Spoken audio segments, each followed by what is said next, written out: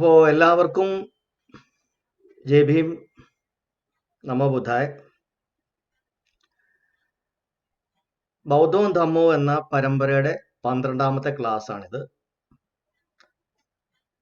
അതിൽ guided meditation, അതായത് അഷ്ടാംഗമാർഗ ധ്യാനത്തിൻ്റെ 2ാമത്തെ സെഷനുമാണിത്. അപ്പം നമ്മൾ സാധാരണ ഈ മെഡിറ്റേഷൻ സെഷനകത്ത് ആദ്യം നമ്മളൊരു ഒരു ടോപ്പിക്കിനെ പറ്റി, അതായത് ഇതുമായിട്ട് ബന്ധപ്പെട്ട ഒരു ടോപ്പിക്കിനെ പറ്റി നമ്മളൊന്ന് ചെറുതായിട്ടൊന്ന് സംസാരിച്ചതിന് ശേഷമാണ് നമ്മൾ അതിനുശേഷം 2ാമത്തെ ഭാഗമായിട്ടാണ് മെഡിറ്റേഷൻ ചെയ്യുന്നത്, പ്രാക്ടിക്കലി ചെയ്യുന്നത്. അപ്പോൾ ഇന്ന് നമ്മൾ പറയാൻ പോകുന്നത് സമാധി എന്ന് പറയുന്ന ആ ഒരു സബ്ജക്റ്റിനെ കുറിച്ചാണ്.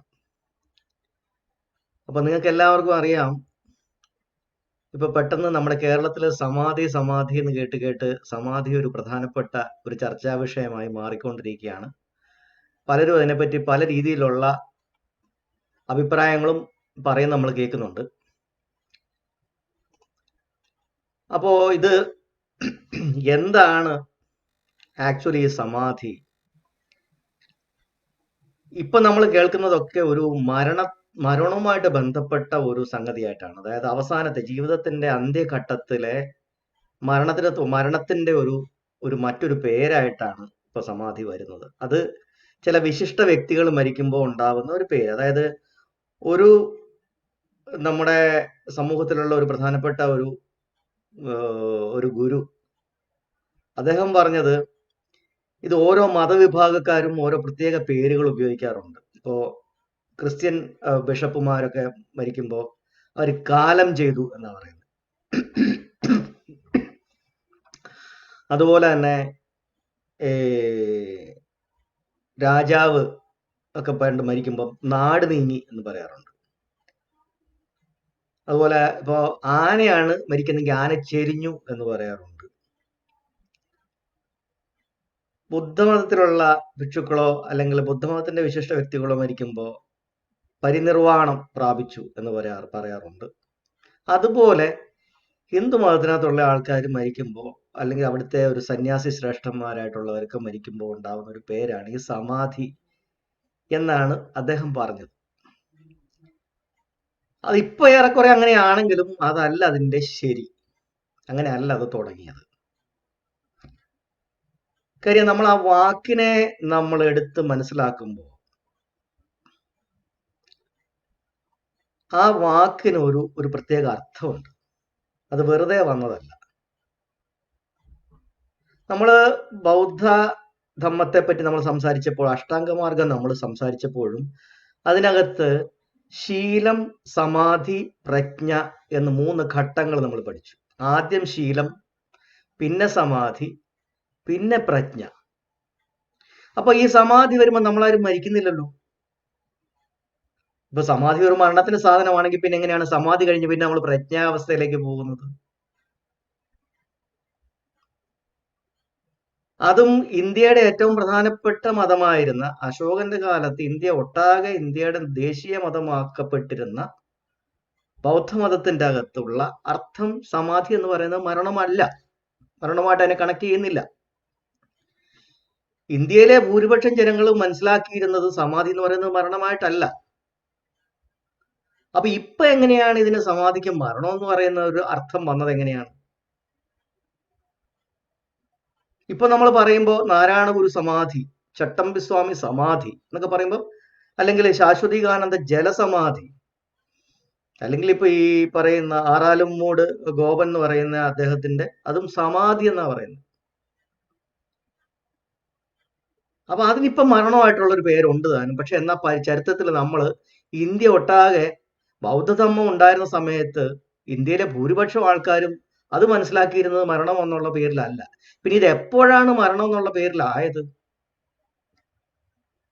ഇതിന്റെ യഥാർത്ഥ അർത്ഥം എന്താണ്? നമ്മൾ മനസ്സിനെ നമ്മൾ നിരീക്ഷിക്കുമ്പോൾ നമുക്ക് മനസ്സിലാവുന്നത്, നമ്മളിപ്പോ അഷ്ടാംഗമാർഗം പ്രാക്ടീസ് ചെയ്യുമ്പോൾ തുടങ്ങുമ്പോൾ തന്നെ നമുക്ക് മനസ്സിലാവും, നമ്മുടെ മനസ്സ് ഒരു സമയത്ത് ഒരിടത്ത് നിൽക്കുന്ന ഒരു മനസ്സല്ല, അതെപ്പോഴും ഓടിക്കൊണ്ടിരിക്കുകയാണ്. ഒരു ഊർജം, എന്തെങ്കിലും ഒരു ഊർജം ആ മനസ്സിനെ ഇട്ട് ഓടിക്കുന്നുണ്ട്. നിശ്ചലമായിട്ട് നമുക്ക് അതിനെ പിടിച്ചു നിർത്താൻ പറ്റുന്നില്ല.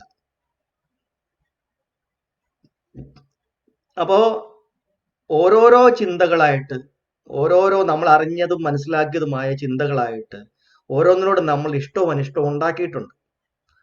അപ്പൊ അതനുസരിച്ച് ആ ഇഷ്ടവും അനിഷ്ടവും ഉണ്ടാക്കുമ്പോൾ നമ്മുടെ മനസ്സുണ്ടാക്കുന്ന ഒരു ഊർജ്ജമുണ്ട്. ഒന്നിനോട് ഇഷ്ടം കാണിക്കുമ്പോഴോ മറ്റൊന്നിനോട് ഇഷ്ടമില്ലായ്മ കാണിക്കുമ്പോൾ, അനിഷ്ടം കാണിക്കുമ്പോഴോ നമ്മുടെ മനസ്സ് ഒരു തരം ഒരു പ്രവൃത്തിയാണ് ചെയ്യുന്നത്. അവിടെ ഒരു ആക്ഷനാണ് ചെയ്യുന്നത്. ആ പ്രവൃത്തി മനസ്സ് ചെയ്യുമ്പോൾ അതൊരു ഊർജ്ജമായിട്ടാണ് അത് അത് അത് പ്രതിഫലിക്കുന്നത്.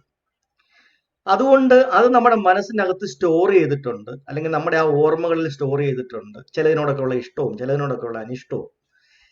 അപ്പോ നമ്മൾ ഓരോ ചിന്തകൾ ചിന്തിക്കുമ്പോൾ ഒന്നുകിൽ നമ്മൾ ഭൂതകാലത്തിലേക്ക് പോകും, അല്ലെന്നുണ്ടെങ്കിൽ നമ്മൾ ഭാവി കാലത്തിലേക്ക് പോകും. നമ്മൾ പ്രസന്റിലല്ല കൂടുതൽ നേരം നിൽക്കുന്നത്. പ്രസന്റ് ചില കാര്യങ്ങളൊക്കെ ചെയ്യുമ്പോൾ അതിനകത്തൊന്ന് ശ്രദ്ധിക്കുന്നു എന്നുള്ളതല്ലാതെ ഭൂരിഭാഗം സമയം നമ്മുടെ മനസ്സിൽ കൂടെ ചിന്തകൾ കടന്നു പോകുന്നുണ്ട്. ഒരു ദിവസം ശരാശരി ഒരു 70,000-ഓളം ചിന്തകൾ ഒരു മനുഷ്യന്റെ മനസ്സിൽ കൂടെ കടന്നു പോകുന്നു എന്നാണ് പറയപ്പെടുന്നത്. ചിലപ്പോൾ അതിലൊക്കെ കൂടുതലും ഉണ്ടാവും. അത് ഓരോരുത്തരുടെ മനസ്സിന്റെ ഹെൽത്ത് അനുസരിച്ചിരിക്കും. അപ്പൊ ഇങ്ങനെ ചാടി പോയിക്കൊണ്ടിരിക്കുന്ന ഒരു മനസ്സിനെ നമ്മൾ വിളിക്കുന്നത് തന്നെ മങ്കി മൈൻഡ് എന്നാണ്. മങ്കി മൈൻഡ് എന്ന് പറഞ്ഞാൽ കുരങ്ങ് മനസ്സ്. കുരങ്ങിനെ പോലെ ഒരു ജില്ലയിൽ നിന്ന് മറ്റൊരു ജില്ലയിലേക്ക് ഇങ്ങനെ ചാടി നടന്നുകൊണ്ടിരിക്കുന്ന ഒരു മനസ്സായിട്ടാണ് നമ്മൾ മനസ്സിനെ കാണുന്നത്. അപ്പൊ നമ്മൾ അഷ്ടാംഗമാർഗത്തിൽ എന്താണ് നമ്മളുടെ ഉദ്ദേശം, എന്താണ് ബുദ്ധൻ പഠിപ്പിച്ചത്, എന്താണ്?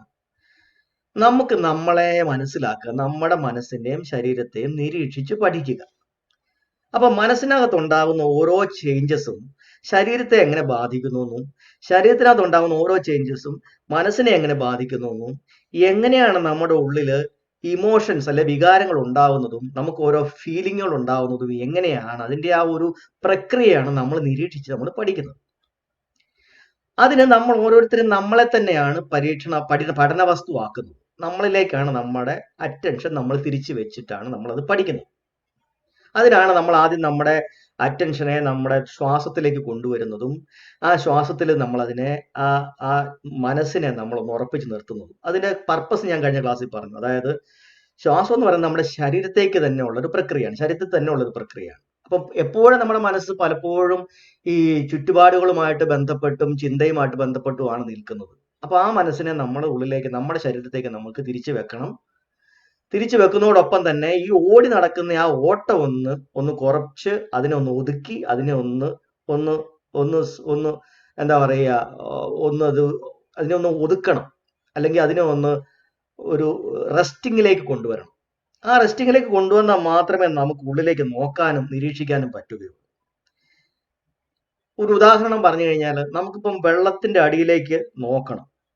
വെള്ളത്തിന്റെ അടിത്തട്ടിൽ എന്താണ് കിടക്കുന്ന, ഒരു കുളമാണ് അല്ലെങ്കിൽ കുറച്ച് വെള്ളം കിടക്കുന്നതിന്റെ അടിത്തട്ടിലേക്ക് നമുക്ക് നോക്കണമെങ്കിൽ, മുകളിൽ കിടക്കുന്ന വെള്ളം എപ്പോഴും ഇങ്ങനെ അനങ്ങിക്കൊണ്ടിരിക്കുകയാണെങ്കിൽ നമുക്ക് അടിയിലേക്ക് നോക്കാൻ പറ്റത്തില്ല. ആ വെള്ളം ഒന്ന് നിശ്ചലമാകുമ്പോഴാണ് നമുക്ക് അതിന്റെ അടിയിലേക്ക് നോക്കാൻ പറ്റുക. എന്ന് പറയുന്നത് പോലെ നമ്മുടെ മനസ്സ് എപ്പോഴും ഓടി കിടക്കുകയാണെങ്കിൽ നമുക്ക് ഒന്നിനകത്തൊന്ന് സ്ഥിരമായിട്ട് നിൽക്കുകയോ അതിന് നിലയുറപ്പിക്കുകയോ അതിനുശേഷം ഒന്ന് നിരീക്ഷിക്കുകയോ ചെയ്യാൻ നമുക്ക് സാധിക്കത്തില്ല. അപ്പൊ അതുകൊണ്ടാണ് നമ്മുടെ മനസ്സിനെ നമ്മളൊന്ന് ഈ ഓട്ടത്തിൽ നിന്നൊക്കെ ഒന്ന് മാറ്റി പിടിച്ച് ഒരു കുറ്റിയെ കൊണ്ട് കെട്ടുന്നത്, അല്ലെങ്കിൽ ഒന്ന് ഒതുക്കുന്നതിന്, അടക്കി നിർത്തുന്നത്.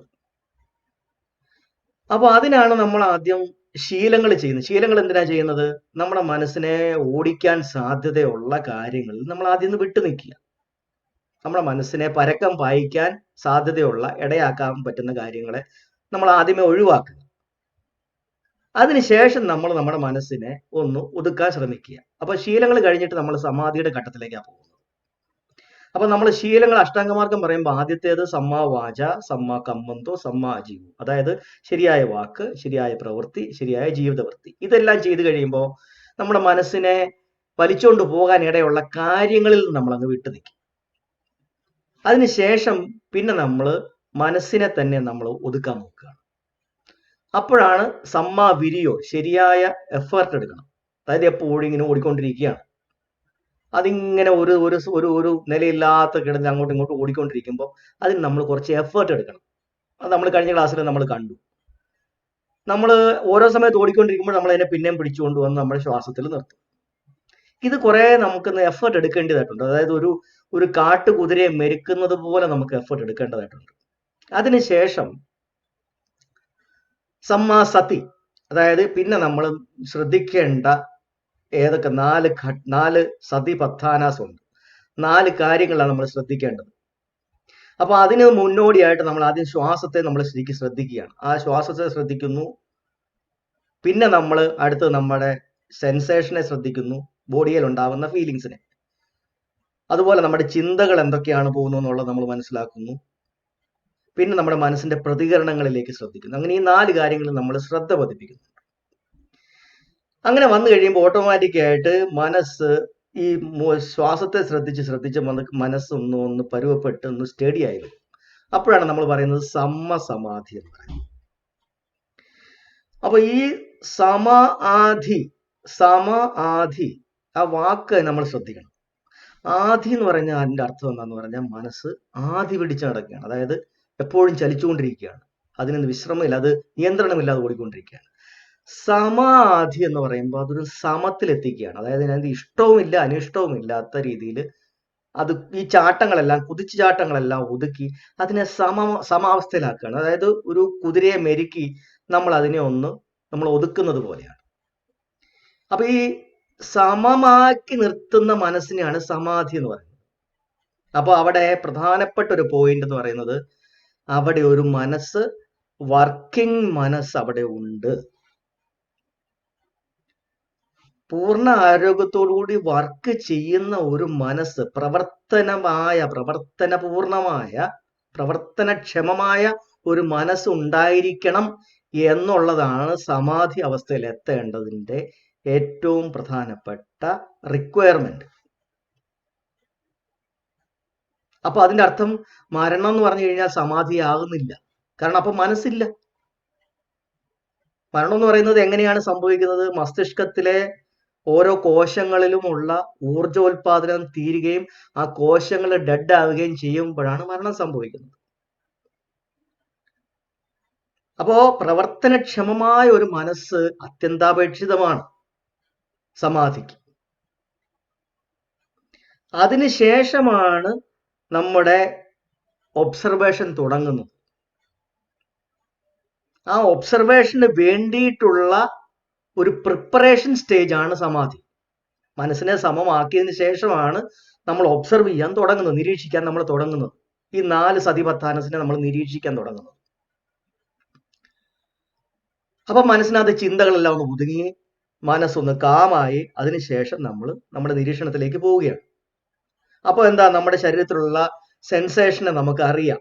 അതായത് മനസ്സിന്റെ അകത്തുള്ള ബോധമനസ്സിന്റെ പ്രവർത്തനങ്ങളെല്ലാം ഒതുങ്ങി കഴിയുമ്പോൾ ഓട്ടോമാറ്റിക്കായിട്ട് തന്നെ മനസ്സ് സബ് കോൺഷ്യസിലേക്ക് ഇറങ്ങും. കാരണം അതിന്റെ അടുത്ത പ്രവർത്തന ഘട്ടം എന്ന് പറയുന്നത്, അല്ലെ പ്രവർത്തന മേഖല എന്ന് പറയുന്നത് സബ് കോൺഷ്യസ് ആണ്. കോൺഷ്യസ് മൈൻഡിന്റെ അകത്തെ ചിന്തകളെല്ലാം ഒന്ന് ഒതുങ്ങി കഴിയുമ്പോൾ ഓട്ടോമാറ്റിക്കായിട്ട് മനസ്സ് തണുക്കും, മനസ്സ് ഒന്ന് ഒതുങ്ങും, അതൊന്ന് സൂക്ഷ്മമാകും. അതിനുശേഷം ഓട്ടോമാറ്റിക്കായിട്ട് നമ്മുടെ മനസ്സ് ഒരു ട്രാൻസ് കണ്ടീഷനിലേക്ക് അല്ലെങ്കിൽ ഒരു സബ് കോൺഷ്യസ് കണ്ടീഷനിലേക്ക് പോകും. ആ സബ് കോൺഷ്യസ് കണ്ടീഷനിലേക്ക് പോകുമ്പോൾ നമ്മുടെ ശരീരത്തിലുള്ള സംവേദനങ്ങളെല്ലാം നമുക്ക് കൃത്യമായിട്ട് കിട്ടും. അപ്പൊ ചിന്തകളെല്ലാം ഒതുങ്ങും. ഇതാണ് ശരിക്കു പറഞ്ഞാൽ സമ്മസമാധി, ശരിയായ സമാധി എന്ന് ബുദ്ധൻ പറയുന്നത്.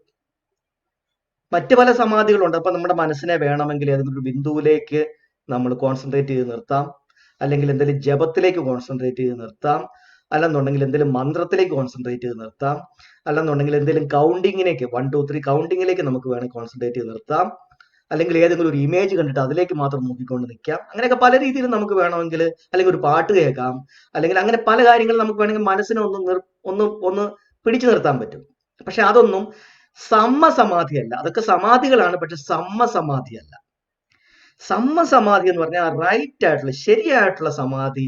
എന്തിനു വേണ്ടിയിട്ടുള്ളത്? നമ്മളെ നിരീക്ഷിക്കാൻ വേണ്ടിയിട്ടുള്ള റൈറ്റ് ആയിട്ടുള്ള സമാധിയാണ് സമ്മസമാധി എന്ന് പറയുന്നത്. അപ്പൊ നമ്മളെ നിരീക്ഷിക്കാൻ പാകത്തിനുള്ള, അതിന് ഉപയുക്തമാകുന്ന രീതിയിലുള്ള സമാധിയാണ് സമ്മസമാധി. അതെന്താണ്? ശരീരത്തേക്കായിരിക്കണം തിരിച്ചു വച്ചിരിക്കുന്നത്, ചിന്തകൾ ഒതുങ്ങണം, നമ്മുടെ സെൻസേഷൻസ് ക്ലിയർ ആയിട്ട് കിട്ടിത്തുടങ്ങണം. അത്രയും വരുമ്പോൾ ചിന്തകൾ കുറെ കുറഞ്ഞു തുടങ്ങും. അപ്പോൾ റൈറ്റ് കോൺസെൻട്രേഷൻ കിട്ടും. അവിടെയാണ് നമ്മൾ സമ്മസമാധി എന്ന് പറയുന്നത്. അതിനുശേഷം പിന്നെ നമ്മൾ നിരീക്ഷണം തുടരുകയാണ്. അവിടെ ആ നിരീക്ഷണം തുടരുമ്പോഴാണ് നമുക്ക് നമ്മുടെ യഥാർത്ഥ പ്രകൃതം, നമ്മുടെ മനസ്സ് എങ്ങനെയാണ് വർക്ക് ചെയ്യുന്നത്, നമ്മളെന്ന് പറയുന്ന വ്യക്തി തന്നെ എന്താണ്, 5 ഖണ്ഡങ്ങളുടെ ഒരു സമാഹാരമാണ്. 5 പ്രക്രിയകൾ, 5 ഖണ്ഡങ്ങൾ. അതായത് ഭൗതിക ശരീരം, അതായത് എല്ലാ ആറ്റങ്ങളും ഉൾപ്പെടുന്ന ഭൗതിക ശരീരം, അതിനുശേഷം നമ്മുടെ ബോധാവസ്ഥ, പിന്നെ നമ്മൾ തിരിച്ചറിയുന്ന നമ്മുടെ വിവേചന മനസ്സ്, പിന്നെ നമ്മുടെ ശരീരത്തുണ്ടാവുന്ന ഫീലിങ്സ്, പിന്നെ അതിനോടുണ്ടാവുന്ന പ്രതികരണങ്ങൾ. ഇങ്ങനെ 5 കാര്യങ്ങൾ കൂടുന്നതാണ് ഒരു വ്യക്തി. ഇത് നമുക്ക് ക്ലിയർ ആയിട്ട് വരും. അപ്പൊ ഈ 5 കാര്യങ്ങളും ഒന്നും സ്ഥിരമായി നിൽക്കുന്നില്ല. 5 കാര്യങ്ങളും മാറിക്കൊണ്ടേയിരിക്കുന്നു, നിരന്തരം മാറിക്കൊണ്ടിരിക്കുന്നു.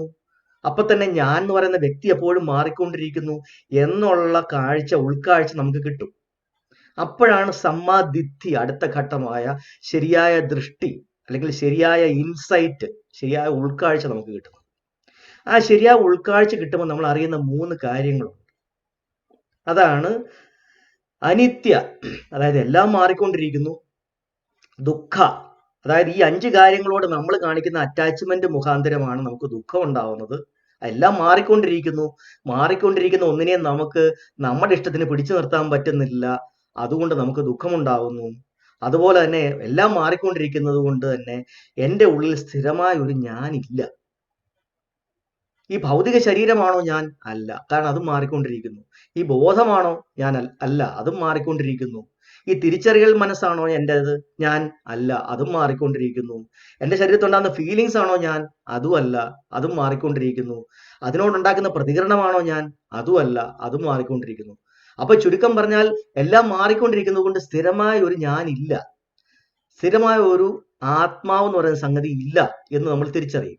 ആത്മാവ് എന്ന് പറയുന്ന ഒന്നില്ല. ഈ എല്ലാ 5 കാര്യങ്ങളുടെയും കൂടെ എന്താ പറയാ, സമീകൃതമായ പ്രവർത്തനം മാത്രമാണ് ഞാൻ. അത് നടക്കണമെങ്കിൽ ശരീരത്തിൽ ഊർജോൽപാദനം നടക്കണം, ഓരോ കോശങ്ങളും പ്രവർത്തിക്കണം. അപ്പൊ അങ്ങനെ എപ്പോഴും നിരന്തരം മാറിക്കൊണ്ടിരിക്കുന്ന ഒരു ഹ്യൂമൻ ബീയിങ് ആണ്. ബീയിങ് എന്ന് പറഞ്ഞാൽ ബിക്കമിങ്. ആ ബീയിങ് ആണ് ഞാൻ. അപ്പൊ ഇതിനകത്ത് ആത്മാവ് എന്ന് പറയുന്ന സംഗതി ഇല്ല. അപ്പൊ ആത്മാവിനെ സംബന്ധിച്ചുള്ള എല്ലാ തിയറികളും മണ്ടത്തരങ്ങളോ പടുവിഡ്ഢിത്തങ്ങളോ പൊട്ടത്തരങ്ങളോ ആണ്. അതിപ്പോ ആരെത്ര വലിയ ആള് പറഞ്ഞെന്ന് പറഞ്ഞു കഴിഞ്ഞാലും അത് പ്രപഞ്ചത്തിൽ ഇല്ലാത്തൊരു കാര്യമാണ്, പോസിബിൾ അല്ലാത്തൊരു കാര്യമാണ്, ഒരിക്കലും പോസിബിൾ അല്ലാത്തൊരു കാര്യമാണ്. അതിപ്പോ എത്ര വലിയ മതങ്ങൾ, എത്ര വലിയ സ്ക്രിപ്റ്റേഴ്സിനകത്ത് എഴുതി വെച്ചിട്ടുണ്ടെന്ന് പറഞ്ഞാലും ആത്മാവ് എന്ന് പറയുന്ന ഒരു സംഗതി ഇല്ലാത്തത് കൊണ്ട് തന്നെ അതിനെ സംബന്ധിച്ചുള്ള എല്ലാ തിയറികളും, എല്ലാ സങ്കല്പങ്ങളും, എല്ലാ വചനങ്ങളും പൊട്ടത്തെറ്റുകൾ തന്നെയാണ്. അത് പറയാൻ നമ്മൾ ഒരിടത്തും മടിക്കേണ്ട കാര്യമില്ല. അത് എത്ര വിശുദ്ധ ഗ്രന്ഥമാണെന്ന് പറഞ്ഞാലും നമ്മൾ അത് അംഗീകരിച്ചു കൊടുക്കേണ്ട കാര്യമുണ്ട്. കാരണം അത് പ്രപഞ്ചത്തിൽ പോസിബിൾ അല്ല. ആത്മാവ് എന്ന് പറയുന്ന ഒരു സംഗതി ഇല്ല. അപ്പൊ ഈ 3 നമ്മുടെ അവസ്ഥകളാണ്, അല്ലെങ്കിൽ 3 സത്യങ്ങളാണ്, പരമാർത്ഥങ്ങളാണ് നമ്മൾ മനസ്സിലാക്കുന്നത്. അനിത്യ, ദുഃഖ, അനാത്മ. ഇതാണ് നമുക്ക് കിട്ടുന്ന സമ്മാദൃഷ്ടി. ഇത് കിട്ടാൻ വേണ്ടിയിട്ടാണ് നമ്മൾ അതിന് മുന്നോടിയായിട്ട് നമ്മൾ മനസ്സിനെ സമാധി ആക്കുന്നത്. അപ്പോ സമാധി എന്ന് പറയുന്നാൽ മരണമല്ല. സമാധിക്ക് മരണം എന്ന് പറയുന്ന ഒരു അർത്ഥമില്ല. എന്താണ് മരിക്കുമ്പോൾ നടക്കുന്നത്? എന്താണ് ആക്ച്വലി? ഒരു വ്യക്തി മരിക്കുമ്പോ നമുക്കറിയാം, ഒരാളുടെ ശരീരത്തുള്ള എല്ലാ അവയവങ്ങളെയും കോർഡിനേറ്റ് ചെയ്യുന്നത് നമ്മുടെ ബ്രെയിനാണ്. അതുകൊണ്ട് ബ്രെയിൻ ഡെഡ് ആവുമ്പോഴാണ് ഒരാൾ ശരിക്കും പറഞ്ഞു കഴിഞ്ഞാൽ മെഡിക്കലി ഡെഡ് ആണെന്ന് ഡോക്ടർ സ്ഥിരീകരിക്കുന്നത്. മസ്തിഷ്കം മരണം സംഭവിച്ചു എന്ന് ഡോക്ടർ സർട്ടിഫൈ ചെയ്യുന്നത് അപ്പോഴാണ്. എപ്പോഴാണ് മസ്തിഷ്കത്തിൽ മരണം സംഭവിക്കുന്നത്? മസ്തിഷ്കത്തിന്റെ കോശങ്ങളിൽ ഊർജ ഉൽപാദനം നിലയ്ക്കുമ്പോഴാണ്. ആ കോശങ്ങളൊന്നും തിരിച്ച് റീജനറേറ്റ് ചെയ്യാൻ പറ്റുന്ന കോശങ്ങളല്ല. എല്ലാം ഡെഡ് ആയി കഴിഞ്ഞാൽ ഡെഡ് ആയതാണ്. രണ്ടാമത് അതിനെ റിവൈവ് ചെയ്യാൻ പറ്റത്തില്ല. എങ്ങനെയാണ് ആ കോശങ്ങൾ ഡെഡ് ആവുന്നത്? എങ്ങനെയാണ്? ആ കോശങ്ങളിൽ, ഓരോ കോശങ്ങളിലും, ശരീരത്തിലെ എല്ലാ കോശങ്ങളിലും ഊർജ്ജം ഉൽപ്പാദിപ്പിക്കാനായിട്ട് 2 കാര്യങ്ങൾ ആവശ്യമുണ്ട്. ഒന്ന്, ഓക്സിജനും കിട്ടണം, അതിന് വേണ്ടുന്ന പോഷകങ്ങൾ, ന്യൂട്രിയൻസും കിട്ടണം. അപ്പൊ ഈ ന്യൂട്രിയൻസും ഓക്സിജനും കിട്ടിയാൽ മാത്രമേ കോശങ്ങളിൽ ഊർജ്ജോൽപാദനം നടക്കത്തുള്ളൂ. അപ്പൊ ആ കോശങ്ങൾ ഊർജ്ജം ഉൽപ്പാദിപ്പിക്കുകയും ചെയ്യും, തിരിച്ച് കോശങ്ങൾ ഊർജ്ജം സ്റ്റോർ ചെയ്യുകയും ചെയ്യും. അപ്പൊ ഇതിനകത്തേക്ക് ഊർജവും ഓക്സിജനും കൊണ്ട് കൊടുക്കുന്നത് എന്താണ്? ബ്ലഡാണ്. അതുകൊണ്ടാണ് ബ്ലഡ് എല്ലാ സ്ഥലത്തേക്കും പോയിക്കൊണ്ടിരിക്കുന്നത്. ബ്ലഡ് പോകാത്ത സ്ഥലങ്ങളിൽ ഡെഡ് ആവും. എന്തെങ്കിലും കാരണവശാൽ മസ്തിഷ്കത്തിലേക്ക് ബ്ലഡ് പോയില്ല എന്നുണ്ടെങ്കിൽ മസ്തിഷ്കം ഡെഡ് ആവും. അപ്പോ നമ്മുടെ മനസ്സിനകത്ത് നമ്മൾ ഈ ബോധം, നമ്മളിപ്പോ ബോധം, നമ്മൾ ലൈഫ് ഉണ്ട്. നമ്മളിപ്പോ പറയുന്നത് ഇനി ഞാൻ ബോധവാനാണ്, ഒരു ഞാൻ ഉണ്ടെന്ന് തോന്നുന്നത് അതുകൊണ്ടാണ്, എനിക്ക് ബോധമുള്ളത് കൊണ്ടാണ്. ആ ബോധം എന്ന് പറയുന്നത് മസ്തിഷ്കത്തിലെ ന്യൂറോൺസും അതിനകത്തുണ്ടാവുന്ന ഊർജം ഉൽപ്പാദിപ്പിക്കുന്നതുകൊണ്ട് ഉണ്ടാവുന്ന ഒരു ജ്വലനവും, ഓരോ കോശത്തിലും ഓരോ ജ്വലനം നടക്കുന്നുണ്ട്. ആ ഊർജോൽപാദനം കൊണ്ടാണ് നമ്മൾ ഇപ്പോഴും നമ്മുടെ മസ്തിഷ്കം വർക്ക് ചെയ്തുകൊണ്ടിരിക്കുന്നത്. ഏതെങ്കിലും കാരണവശാൽ ഇപ്പോൾ ഒരു സ്ട്രോക്ക് വന്നു, ഏതെങ്കിലും ഒരിടത്തേക്ക് രക്തം ഇരച്ചു കയറി, ഏതെങ്കിലും രക്തക്കുഴലുകൾ പൊട്ടി, അപ്പോൾ അവിടുത്തെ പ്രവർത്തനങ്ങൾ തടസ്സപ്പെടുന്നു. അപ്പോഴാണ് മസ്തിഷ്കത്തിന്റെ പ്രവർത്തനം ശരിയല്ലാത്ത രീതിയിലേക്ക് ആകുന്നത്. അല്ലെങ്കിൽ ഒരു ആക്സിഡന്റ് സംഭവിച്ചു, മസ്തിഷ്കത്തിന്റെ ഒരു ഭാഗം തകർന്നുപോയി, അപ്പോഴും നമ്മുടെ പ്രവർത്തനങ്ങൾ മാറുന്നുണ്ട്. നമ്മൾ മദ്യം കഴിക്കുമ്പോൾ ബ്ലഡിന്റെ അകത്ത് വേറെ സാധനങ്ങളും കൂടെ കയറുമ്പോൾ, അതും കൂടെ ചെല്ലുമ്പോൾ മസ്തിഷ്കത്തിന്റെ പ്രവർത്തനം, ബോധത്തിന്റെ പ്രവർത്തനം മാറുന്നുണ്ട്. നമുക്ക് ശ്വാസം കിട്ടാതെ വരുമ്പോൾ നമുക്ക് ബോധത്തിന്റെ പ്രവർത്തനം മാറുന്നുണ്ട്. നമ്മൾ നമുക്ക് നിൽക്കുമ്പോൾ, ഉറങ്ങാതെ നമ്മൾ ഉറക്കം തൂങ്ങി നിൽക്കുമ്പോൾ നമ്മുടെ ബോധം മാറുന്നുണ്ട്. ഇങ്ങനെ പല രീതിയിൽ എപ്പോഴും മാറിക്കൊണ്ടിരിക്കുന്ന ഒന്നാണ് ബോധം. ഇതോടൊപ്പം തന്നെ ആഹാരം കഴിക്കാതിരുന്നു കഴിഞ്ഞാൽ, നിരന്തരമായിട്ട് ആഹാരം കഴിക്കാതിരുന്നു കഴിഞ്ഞാൽ നമുക്ക് കിട്ടേണ്ട പോഷകങ്ങൾ ആ കോശങ്ങളിൽ എത്തത്തില്ല, അങ്ങനെയും മസ്തിഷ്കം നശിക്കും. അല്ലെങ്കിൽ എന്തെങ്കിലും കാരണവശാൽ ശ്വാസം മുട്ടിയാൽ, അല്ലെന്നുണ്ടെങ്കിൽ വിഷപ്പുക ഏറ്റാൽ, കാർബൺ മോണോക്സൈഡ് ഒക്കെ ഏറ്റ് കഴിഞ്ഞാൽ, അപ്പോഴും നമ്മുടെ ഈ പറയുന്ന ഓക്സിജൻ കിട്ടാതെ വരുമ്പോഴും അവിടുത്തെ ഈ ഊർജോൽപാദനം നിൽക്കും. അല്ലെങ്കിൽ എന്തെങ്കിലും കാരണവശാൽ ഒരു ഹാർട്ട് അറ്റാക്ക്, കാർഡിയാക് അറസ്റ്റ് വന്നു കഴിഞ്ഞാൽ, ബ്ലഡ് പമ്പ് ചെയ്യാൻ ഹൃദയത്തിന് പറ്റാതെ വന്നു കഴിഞ്ഞാൽ, നമ്മുടെ മസ്തിഷ്കത്തിലേക്ക് രക്തം എത്താതെ വന്നു കഴിഞ്ഞാലും അവിടുത്തെ ഊർജോൽപാദനം നിൽക്കും. അങ്ങനെ പല കാരണങ്ങൾ കൊണ്ട് മസ്തിഷ്കത്തിന്റെ ഊർജോൽപാദനം നമുക്ക് നിലയ്ക്കാം. അങ്ങനെ നിലയ്ക്കുമ്പോൾ ഒരു ചാർജ് തീരുന്ന ഒരു ഫോൺ ഡെഡ് ആവുന്നത് പോലെ, അല്ലെങ്കിൽ ബാറ്ററി തീരുമ്പോൾ ഒരു ടോർച്ചിലെ ബൾബ് ഡിമ്മായി കെട്ടുപോകുന്നത് പോലെ കെട്ടുപോകലാണ് അവിടെ നടക്കുന്നത്. ഊർജം നിലച്ചു പോവുകയാണ് ചെയ്യുന്നത്. അങ്ങനെയാണ് മരണം സംഭവിക്കുന്നത്. ഇവിടെ എവിടെയാണ് ഒരു ആത്മാവ്, എവിടെ ഓടിപ്പോയി, എങ്ങോട്ട് പോയി എന്നാണ് ഈ പറയുന്നത്? അങ്ങനെയാണെങ്കിൽ ഒരു ടോർച്ചിലെ ബൾബിന്റെ ചാർജ്, ബാറ്ററി തീരുമ്പോ ആ ബൾബ് കെട്ടുപോവുകയാണെങ്കിൽ നിശ്ചയമായും ആ ബൾബിന്റെ വെളിച്ചം മറ്റെങ്ങോട്ടെങ്കിലും ഓടിപ്പോകണമല്ലോ. അങ്ങനെ പോകുന്നുണ്ടോ? ഇല്ലല്ലോ. അതേപോലെ തന്നെയാണ് നമ്മുടെ മസ്തിഷ്കത്തിലെ പ്രവർത്തനം. അല്ലാതെ ഈ പറയുന്നത് പോലെ ഒരാത്മാവ് എങ്ങോട്ട് ഓടി വേറൊരു ലോകത്തേക്ക് പോകുന്നതോ അല്ലെങ്കിൽ ഒന്നുമില്ല. അപ്പൊ ഈ ഭഗവത്ഗീതയ്ക്കകത്തൊക്കെ പറഞ്ഞിരിക്കുന്ന പോലെ നിങ്ങളുടെ ശരീരം നശിച്ചാലും ഒരു കുഴപ്പമില്ല, ആത്മാവ് പോകുന്നുണ്ട് എന്ന് പറയുന്നുണ്ടെങ്കിലും അത് പൊട്ടത്തെറ്റാണ്. അത് കൃഷ്ണനല്ല ആര് വന്ന് പറഞ്ഞാലും അത് തെറ്റാണ്. അത് നമുക്ക് നമ്മൾ ഉറച്ച് പറയുക തന്നെ വേണം. ഈ പൊട്ടത്തെറ്റാണ് ഇന്ത്യയുടെ വിശുദ്ധ ഗ്രന്ഥമായിട്ട് നമ്മുടെ മുമ്പിൽ കൊണ്ട് നടക്കുന്നത്. അതുപോലെ തന്നെ ബൈബിളിൽ പറയുന്നുണ്ട് പരിശുദ്ധാത്മാവ് എന്നൊക്കെ പറയുന്ന കൺസെപ്റ്റ് തെറ്റാണ്. It is impossible. ഒരു സംശയത്തിനും ഇടയില്ലാത്ത രീതിയിൽ നമ്മൾ കൃത്യമായിട്ട് പറയേണ്ടതാണ്, ഇത് മണ്ടത്തരമാണ്, പൊട്ടത്തെറ്റാണെന്ന്. അതിന് മടിക്കേണ്ട കാര്യമില്ല. അത് ആര് പറഞ്ഞാലും നമുക്ക് അതിനെ അംഗീകരിച്ചു കൊടുക്കേണ്ട കാര്യമില്ല. അങ്ങനെയല്ല പ്രപഞ്ചത്തിൽ നടക്കുന്നത്. അതുപോലെ തന്നെ മരണത്തിന് ശേഷം ഉണ്ടാകുന്ന അവസ്ഥകൾ എന്തൊക്കെയാണ്? ഈ മസ്തിഷ്കം ഡെഡായി, ശരീരത്ത് രക്ത ഓട്ടം നിലച്ചു. അതിനുശേഷം എന്താണ് ആദ്യം നടക്കുന്നത്? പാലർ മോർട്ടിസ് എന്ന് പറയുന്ന ഒരു അവസ്ഥയാണ്. ആ പാലർ മോർട്ടിസ് എന്ന് പറഞ്ഞാൽ ശരീരം പെയിലാവും, ശരീരം വിളറും. ശരീരം വിളറിക്കഴിയുമ്പോൾ അതിന്റെ അടുത്ത സമയത്ത് എന്താണ് സംഭവിക്കുന്നത്? ശരീരത്തിൽ ഈ പമ്പിങ് ഇല്ലാതാവുന്നു, ഹൃദയം പമ്പ് ചെയ്യുന്നില്ല ബ്ലഡിനെ.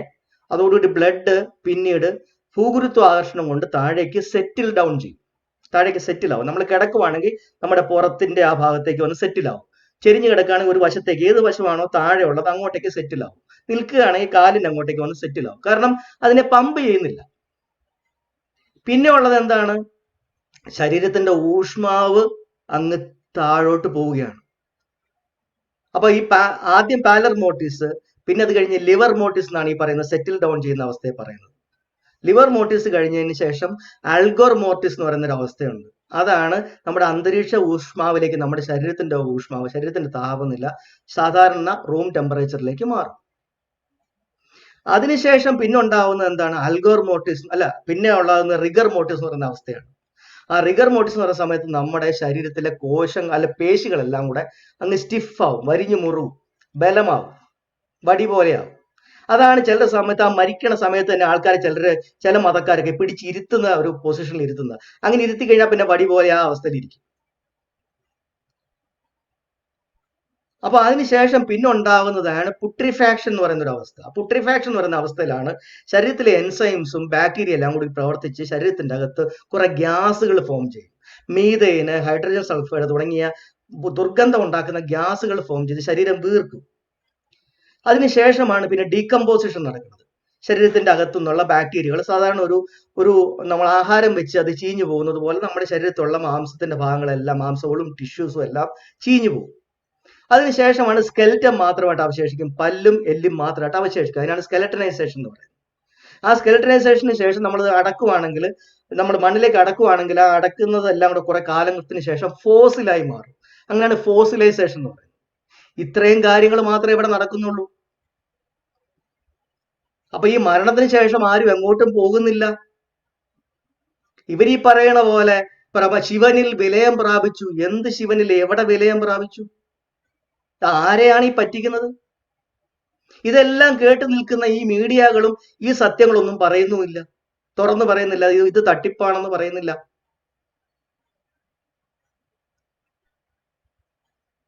അപ്പൊ മരണത്തിന്റെ സമയത്ത് ഇതൊക്കെയാണ് സംഭവിക്കുന്നത് യഥാർത്ഥത്തിൽ. അല്ലാതെ ഈ പറയുന്ന കഥകളും കെട്ടുകഥകളും ഭാവനകളും ഒന്നും അല്ല ഈ പ്രപഞ്ചത്തിൽ സംഭവിക്കുന്നത്. ഇനി സമാധി എന്ന് പറയുന്ന സംഭവവും മരണവുമായിട്ട് യാതൊരു ബന്ധവും ഇല്ല എന്ന് പറഞ്ഞു. എപ്പോഴാണ് ഈ സമാധിക്ക് മരണത്തിനോട് തുല്യമായ ഒരു അർത്ഥം കൈവരുന്നത്? എപ്പോഴാണ്?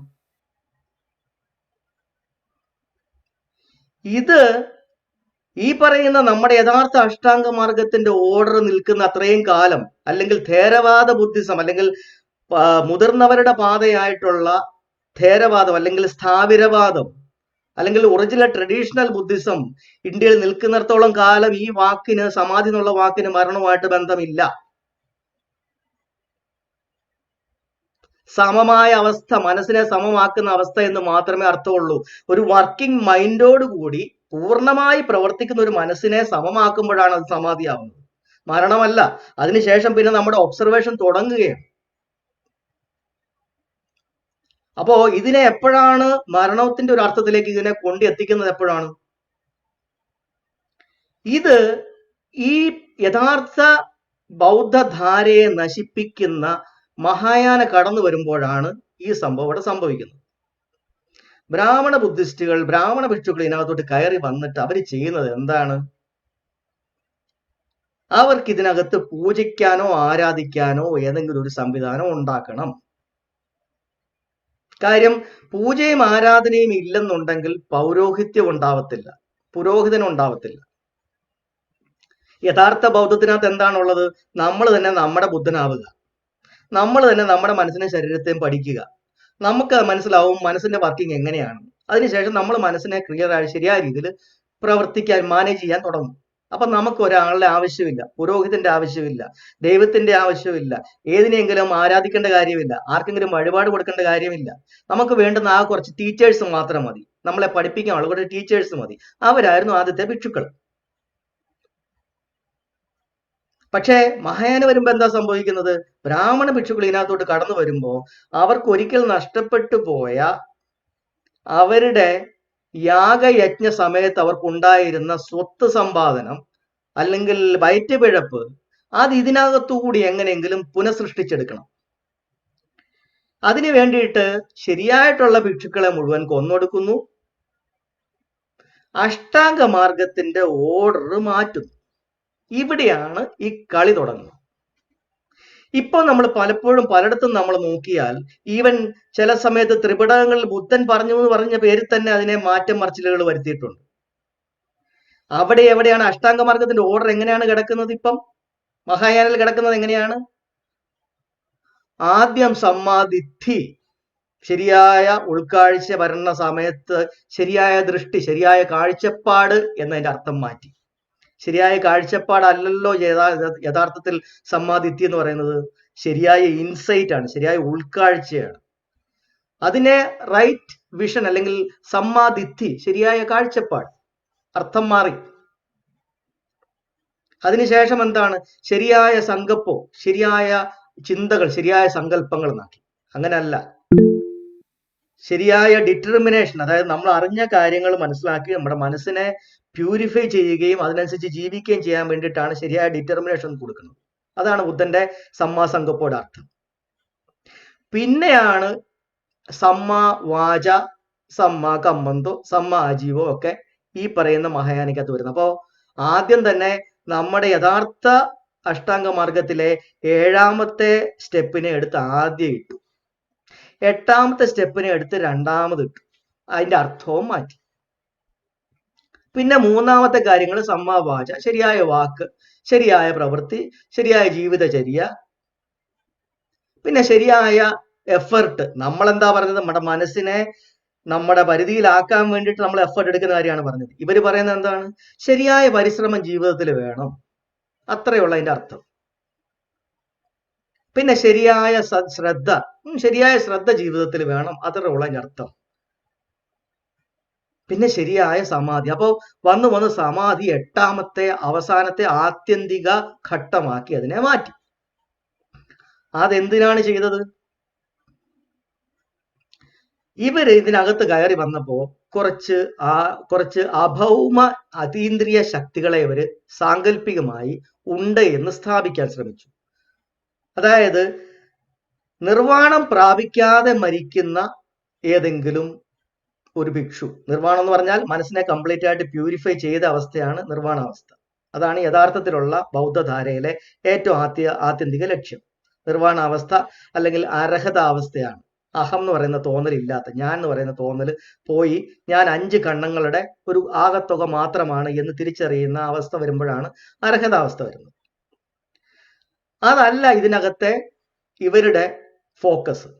ഇവരുടെ പറയുന്നത് നിർവാണാവസ്ഥ പ്രാപിക്കാതെ മരിക്കുന്നവര്, മനസ്സിനകത്ത് എന്തെങ്കിലും ആഗ്രഹത്തോടു കൂടി മരിക്കുന്നവര്, മരിക്കണ സമയത്ത് എന്തെങ്കിലും മനസ്സിനകത്ത് ഒരു ഇഷ്ടമോ അനിഷ്ടമോ കൊണ്ട് മരിക്കുന്നവര് പിന്നെയും പുനർജന്മം എടുക്കും. അവരുടെ ബോധം അല്ലെങ്കിൽ അവരുടെ അവസാനത്തെ ബോധം അത് ആത്മാവിനെ പോലെ തന്നെ അവര് അതിനകത്ത് ആ ബോധത്തിനെ അവർ മാറ്റിമറിക്കുന്നുണ്ട്. ബുദ്ധന് ആത്മാവ് എന്ന് പറയുന്ന ഒന്നില്ല എന്ന് പറഞ്ഞപ്പോൾ പിന്നെ അങ്ങനെ ആത്മാവ് എന്ന് പറയുന്ന പേര് പറയാൻ പറ്റത്തില്ല. അതുകൊണ്ട് അവസാനത്തെ ബോധം, അതായത് പ്രതിസന്ധി വിജ്ഞാനം, പ്രതിസന്ധി ചിത്തം, ആ ചിത്തം കൊണ്ട് നമ്മൾ അടുത്തൊരു ലോകത്തേക്ക് പോകുമെന്ന് കഥയുണ്ടാക്കി. 31 തരം ലോകങ്ങളുണ്ട്, മരണത്തിന് ശേഷം 31 തരം ലോകങ്ങളുണ്ട് എന്നൊരു തിയറി ഉണ്ടാക്കി. എന്നിട്ട് ആ ലോകത്ത് മനസ്സിന്റെ ഭാവങ്ങൾ അനുസരിച്ച് ദുഷ്ടശക്തിയായിട്ടോ ദുരാത്മാവായിട്ടോ അല്ലെങ്കിൽ ദുർമൂർത്തികളായിട്ടോ സുമൂർത്തികളായിട്ടോ നല്ല ശക്തികളായിട്ടോ ദുഷ്ടശക്തികളായിട്ടോ പിശാചായിട്ടോ പ്രേതമായിട്ടോ ഒക്കെ അങ്ങോട്ട് പോകുമെന്ന് പറയുന്ന ഒരു തിയറി ഉണ്ടാക്കി.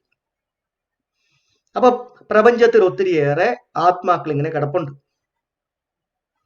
അവരുമായിട്ട് സമ്പർക്കം പുലർത്താൻ ഈ സമാധി, ഏറ്റവും ഒടുവിൽ ഇവർ കൊണ്ട് വെച്ചിരിക്കുന്ന ആ സമാധി, ഈ പറയുന്ന അതീന്ദ്രിയ ശക്തികളുമായിട്ട് നമുക്ക് സമ്പർക്കത്തിന് വേണ്ടിയിട്ട് ഉപയോഗിക്കാൻ പറ്റും. അതിനുവേണ്ടി പ്രത്യേകമായ മന്ത്രങ്ങൾ ഉണ്ടാക്കാൻ തുടങ്ങി. അങ്ങനെ മന്ത്രയാനം ഉണ്ടായി തുടങ്ങി. അതിനുശേഷം യോഗ എന്ന് പറയുന്ന ഒരു ശാഖയെ, അതൊരു നാസ്തിക ദർശനമായിരുന്നു യോഗ, ആ യോഗയെ എടുത്ത് മുമ്പോട്ട് കൊണ്ടുവന്നു. അതുമായിട്ട് അതിനെ കൂട്ടിയിണക്കി. അങ്ങനെ യോഗയെ സ്വാംശീകരിച്ച് ഈ പറയുന്ന മഹായാനയുടെ ഒരു ഭാഗമാക്കി. അങ്ങനെയാണ് താന്ത്രിക ബുദ്ധിസം ഉണ്ടാവുന്നത്. അതിനകത്ത് ഈ ചക്രങ്ങളുണ്ട്. അതായത് മൂലാധാരം, സ്വാദിഷ്ടം, മണിപൂരകം, അനാഹതം, വിശുദ്ധം, ആജ്ഞാചക്രം, സഹസ്രാര ചക്രം, അങ്ങനെ 7 ചക്രങ്ങളാണ്. അപ്പം ഏറ്റവും താഴെ സുഷുമ്നയുടെ കീഴില് ഒരു കുണ്ടലിനി എന്ന് പറയുന്ന ഒരു സംഭവം, ഒരു സർപ്പം പോലെ ചുരുണ്ട് കിടപ്പുണ്ട്. അത് അവിടുന്ന് പൊങ്ങി പൊങ്ങി നമ്മുടെ ധ്യാനത്തിന്റെ ഓരോ ഘട്ടങ്ങളിൽ കൂടെ ഇങ്ങനെ ഈ ചക്രങ്ങളിൽ കൂടെ കയറി അവസാനം അനാഹത ചക്രത്തിൽ കൂടെ ശിരസിന്റെ മുകളിൽ കൂടെ പോയിട്ട് ശിവത്തിൽ ലയിക്കും എന്നൊക്കെയാണ് ഒരു കഥ ഉണ്ടാക്കി. നമുക്കറിയാം അങ്ങനെ ഒരു സംഗതി ഇവിടെ ഈ ബോഡിക്കകത്തില്ല. ഇന്ന് വരെ സയൻസിൽ അങ്ങനെ ഒരു കാര്യം കണ്ടുപിടിക്കപ്പെട്ടിട്ടില്ല. തന്നെയുമല്ല, അങ്ങനെ ഒന്നും മുകളിലേക്ക് പോകുന്നില്ല മരണത്തിന്റെ സമയത്ത്. നമ്മൾ മരണം എങ്ങനെയാണ് സംഭവിക്കുന്നത് നമ്മൾ കണ്ടു, മനസ്സിലാക്കി, ശാസ്ത്രീയമായിട്ട് എങ്ങനെയാണ് മനസ്സിലാക്കി. ഒരു ശക്തിയും പുറത്തേക്ക് പോകുന്നില്ല. ഒരു ബൾബ് കെട്ടുപോകുന്ന പോലെ കെട്ടുപോവുകയാണ് ചെയ്യുന്നത്. ഇവര് ഈ പറയുന്ന അതീന്ദ്രിയ ശക്തികൾ ഉണ്ട് എന്ന ഒരു സങ്കല്പം ഉണ്ടാക്കി അതിലേക്ക് എത്താൻ വേണ്ടിയിട്ടാണ് ഈ അവസാനത്തെ ഘട്ടമാക്കി ഈ സമാധിയെ അവിടെ പ്ലേസ് ചെയ്തത്. അപ്പൊ ഈ സമാധിയിൽ ഇരിക്കുമ്പോ അവര് അവരുടെ ധ്യാനം കൊണ്ട് ഈ അതീന്ദ്രിയ ശക്തികളുമായിട്ട് അവർക്ക് സമ്പർക്കം പുലർത്താൻ പറ്റും. അങ്ങനെ അതീന്ദ്രിയ ശക്തികളുടെ കയ്യിലുള്ള അവരുടെ എന്താ പറയുക അനുഗ്രഹം അല്ലെങ്കിൽ അവരുടെ ശക്തി നമ്മളിലേക്ക് കിട്ടും എന്ന് പറയുന്ന ഒരു തിയറി ഇവരുണ്ടാക്കി. അപ്പൊ ഇവര് ദിവ്യന്മാരാവുന്നത് അങ്ങനെയാണ്. അതുപോലെ സിദ്ധി കിട്ടി എന്ന് പറയുന്നത് അങ്ങനെയാണ്. സത്യത്തിൽ അവിടെ ഒന്നും സംഭവിക്കുന്നില്ല. ഒന്നാമത്തെ കാര്യം, അങ്ങനെ അതീന്ദ്രിയ ശക്തികളാരും പ്രപഞ്ചത്തിൽ ചുറ്റിക്കറങ്ങുന്നില്ല. കാരണം നമ്മൾ മനസ്സിലാക്കി എങ്ങനെയാണ് മരണം സംഭവിക്കുന്നത് എന്നുള്ളതിന്റെ നമ്മളെ തിയറി, യഥാർത്ഥ സയന്റിഫിക് തിയറി പറഞ്ഞു. അപ്പം ഒന്നും തന്നെ ഇങ്ങനെ മുകളിലേക്ക് പോയി അവിടെ കിടന്ന് ചുറ്റിത്തിരിയുന്നില്ല. തന്നെയല്ല, പ്രപഞ്ചത്തിൽ ഒന്നും സ്ഥിരമായിട്ട് നിൽക്കുന്നില്ല. ആത്മാവെന്ന് പറയുന്ന സംഗതി ഇല്ല. പക്ഷെ ഇവരുണ്ടാക്കിയ ഈ സങ്കല്പം കൊണ്ട് പ്രപഞ്ചത്തിൽ ഇങ്ങനെ ഒത്തിരിയേറെ ശക്തികൾ, ദുഷ്ടശക്തികളും നല്ല ശക്തികളും ഉണ്ട്. അതുകൊണ്ട് ചിലരൊക്കെ ദുഷ്ടശക്തികളെ എന്താ പറയാ ധ്യാനിച്ച് ദുർമന്ത്രവാദികളായും ദുർശക്തികൾ കിട്ടുന്ന ആൾക്കാരുണ്ട്, ആഭിചാരം നടത്തുന്നവരുണ്ട്. അല്ലാത്തവർ ചിലർ നല്ല ശക്തികളെ ധ്യാനിച്ച് നല്ല വിദ്യകൾ, നല്ല സിദ്ധികൾ ഉണ്ടാക്കുന്നവരുണ്ട്. അങ്ങനെ കുറെ ദിവ്യന്മാരും കുറെ മന്ത്രവാദികളും. അവര് പിന്നെ എന്താ ചെയ്തത്, അവരാ ഇരിക്കുന്ന സ്ഥലത്ത് ഇരിക്കുകയാണ്. ഓരോ വിഹാരം ഉണ്ടാക്കി ആ വിഹാരത്തിൽ അങ്ങ് ഇരിപ്പുറപ്പിച്ചു, ധ്യാന ബുദ്ധിസമായി.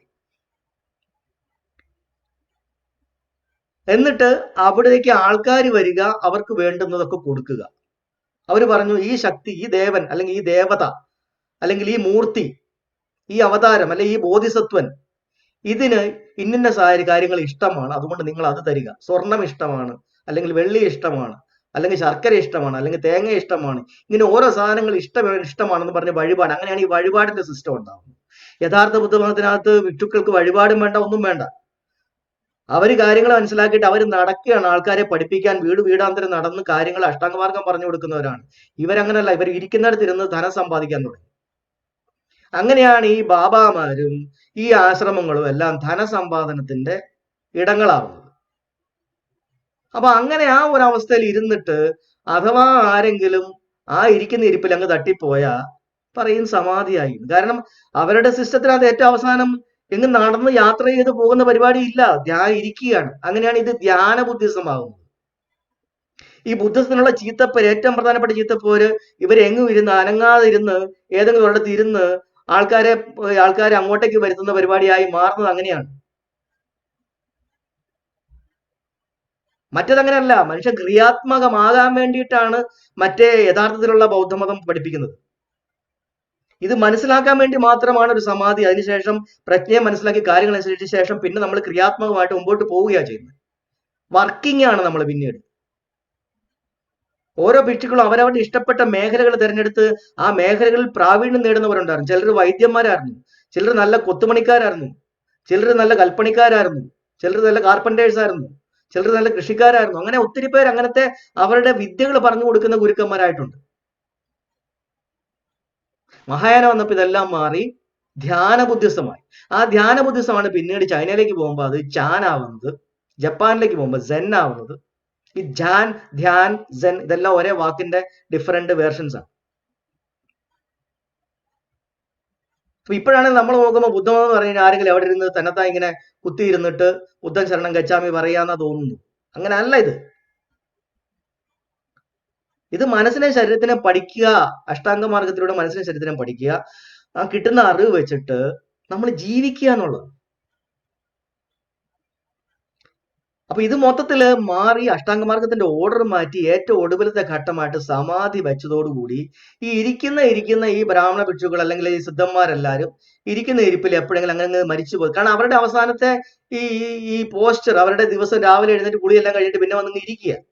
ആ ഇരിക്കുന്ന സമയത്ത് പിന്നെ അവിടെ ഇരുന്നിട്ട് അങ്ങ് മരിച്ചു പോയി കഴിഞ്ഞാൽ പിന്നെ അവർ പറയും സമാധിയായി എന്ന് പറയും.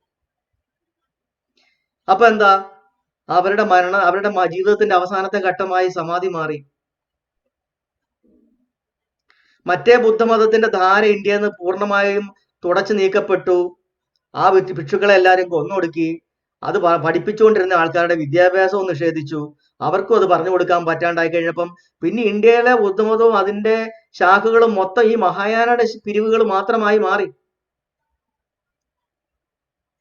പിന്നെ ഇവിടെ വന്ന് മന്ത്രയാനം, അത് കഴിഞ്ഞ് തന്ത്രയാനം, താന്ത്രിസം, താന്ത്രിക ബുദ്ധിസമാണ് ബ്രിട്ടീഷുകാർ വന്നപ്പോൾ ഹിന്ദുയിസം എന്ന് പേര് കൊടുത്തത്. അങ്ങനെയാണ് അത് ഇന്നത്തെ ഹിന്ദുമതമായി മാറുന്നത്. അപ്പൊ ആ സമാധി തന്നെയാണ് ഇവിടെ പിന്നെ ഇങ്ങോട്ട് കൊണ്ടുവന്നു. പിന്നെ അതിനകത്ത് മരിക്കുന്നവരെല്ലാം സമാധിയാകുക എന്നുള്ള പേര് വന്നു. യഥാർത്ഥത്തിൽ സമാധി എന്ന് പറഞ്ഞ് ഉദ്ദേശിക്കുന്ന അതല്ല. അപ്പൊ പൂർണ്ണമായ ഒരു തട്ടിപ്പ്. അതാണ് ഇപ്പൊ ഇതിനകത്ത് ഇപ്പോൾ സംഭവിച്ചിരിക്കുന്നത്. എന്താണ് തിരുവനന്തപുരത്ത് സംഭവിച്ചിരിക്കുന്നത്? എന്താണ്, ആ ആള് മരിച്ചു കഴിയുമ്പോ അതിനൊരു തീർത്ഥാടന കേന്ദ്രമാക്കണം, അതിനകത്ത് കൂടുതൽ ഭക്തർ വരണം, കൂടുതൽ പൈസ കിട്ടണം. അവരുടെ മകൻ തന്നെ അത് പറഞ്ഞു, അറിയാതെ അവന്റെ വായിൽ നിന്ന് തന്നെ അത് വന്നു. ഉദ്ദേശം എന്താണ്? ഇങ്ങനെയാണ് ഇന്ത്യയിൽ ഈ ദൈവങ്ങളെ ആരാധിക്കുന്ന സിസ്റ്റം മുഴുവൻ ഉണ്ടായത്. ഇത് പണ്ടുതൊട്ടേ തുടങ്ങിയ ഒരു സിസ്റ്റമാണ്. ഏതെങ്കിലും ഒരാൾ മരിച്ചു കഴിയുക, ഇച്ചിരി ഫേമസ് ആയിട്ടുള്ള ഒരു കക്ഷി മരിച്ചു കഴിഞ്ഞാൽ ഉടനെ അയാളെ പിടിച്ച് ദൈവമാക്കുക. എങ്ങനെയാ? അയാൾ മരിച്ചു കഴിഞ്ഞാൽ അയാളുടെ ആത്മാവ് എവിടെ പോയി കിടന്ന് കറങ്ങുന്നുണ്ടെന്നായി പറയുന്നു. ഇല്ലാത്ത ആത്മാവ് ഉണ്ടെന്ന് പറഞ്ഞിട്ട് അത് കിടന്ന് കറങ്ങുന്നുണ്ടെന്ന് പറയും. എന്നിട്ട് അയാൾക്ക് പേരിൽ അമ്പലങ്ങൾ ഉണ്ടാക്കുന്നു. അയാളെ ധ്യാനിച്ചു കഴിഞ്ഞാൽ ശക്തി കിട്ടുമെന്ന് പറയുന്നു. വിളിച്ചാ വിളിപ്പുറത്ത് വരുന്ന ദേവനാണെന്ന് പറയുന്നു. ഇതെല്ലാം എവിടുന്ന് വന്നാണിത്? എന്നിട്ട് ആ ദേവൻ കഴിക്കുന്നുണ്ടെന്ന് പറയുന്നു, ദേവൻ ഉറങ്ങുന്നുണ്ടെന്ന് പറയുന്നു, ദേവനെ പാട്ട് പാടി ഉറക്കുന്നു, ദേവനെ നട തുറക്കാൻ നേരത്ത് മണി അടിച്ച് ഉണർത്തുന്നു. ഇതെല്ലാം ഇല്ലാത്ത ഒരു സാധനം ഉണ്ടെന്ന് മനുഷ്യന്റെ മനസ്സിൽ ഒരു ഫിക്ഷൻ കഥ ഉണ്ടാക്കിയിട്ട് അങ്ങ് ഉണ്ടെന്ന് സ്ഥാപിക്കുക. ആൾക്കാർ മുഴുവൻ അതിന്റെ പുറകെ പോവുക, പറ്റിക്കപ്പെടുകയാണ്. പച്ച മലയാളത്തിൽ പറഞ്ഞാൽ പറ്റിക്കപ്പെടുകയാണ്. അത് തന്നെയാണ് ഇപ്പൊ ഇവിടെ സംഭവിക്കുന്നത്.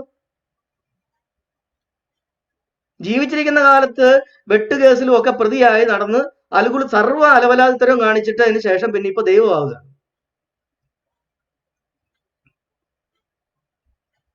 ഇയാൾ ആറോ ഏഴോ പേരെ എങ്ങാണ്ട് വെട്ടുകേസിൽ പ്രതിയുണ്ടെന്ന് പറഞ്ഞു. ഇനി കുറച്ചു കാലങ്ങൾ കഴിഞ്ഞ ശേഷം ഒരു ഐതിഹ്യം വരും. നെയ്യാറ്റിങ്കര ഗോപൻ സ്വാമി 7 ദുഷ്ടന്മാരെ നിഗ്രഹിക്കാൻ വേണ്ടിയിട്ട് അവതാരമെടുത്താന്ന് പറയും. ഇങ്ങനെയാണ് നമ്മുടെ മുമ്പിലുള്ള ദശാവതാരങ്ങളുടെ മുഴുവൻ കഥ വരുന്നത്.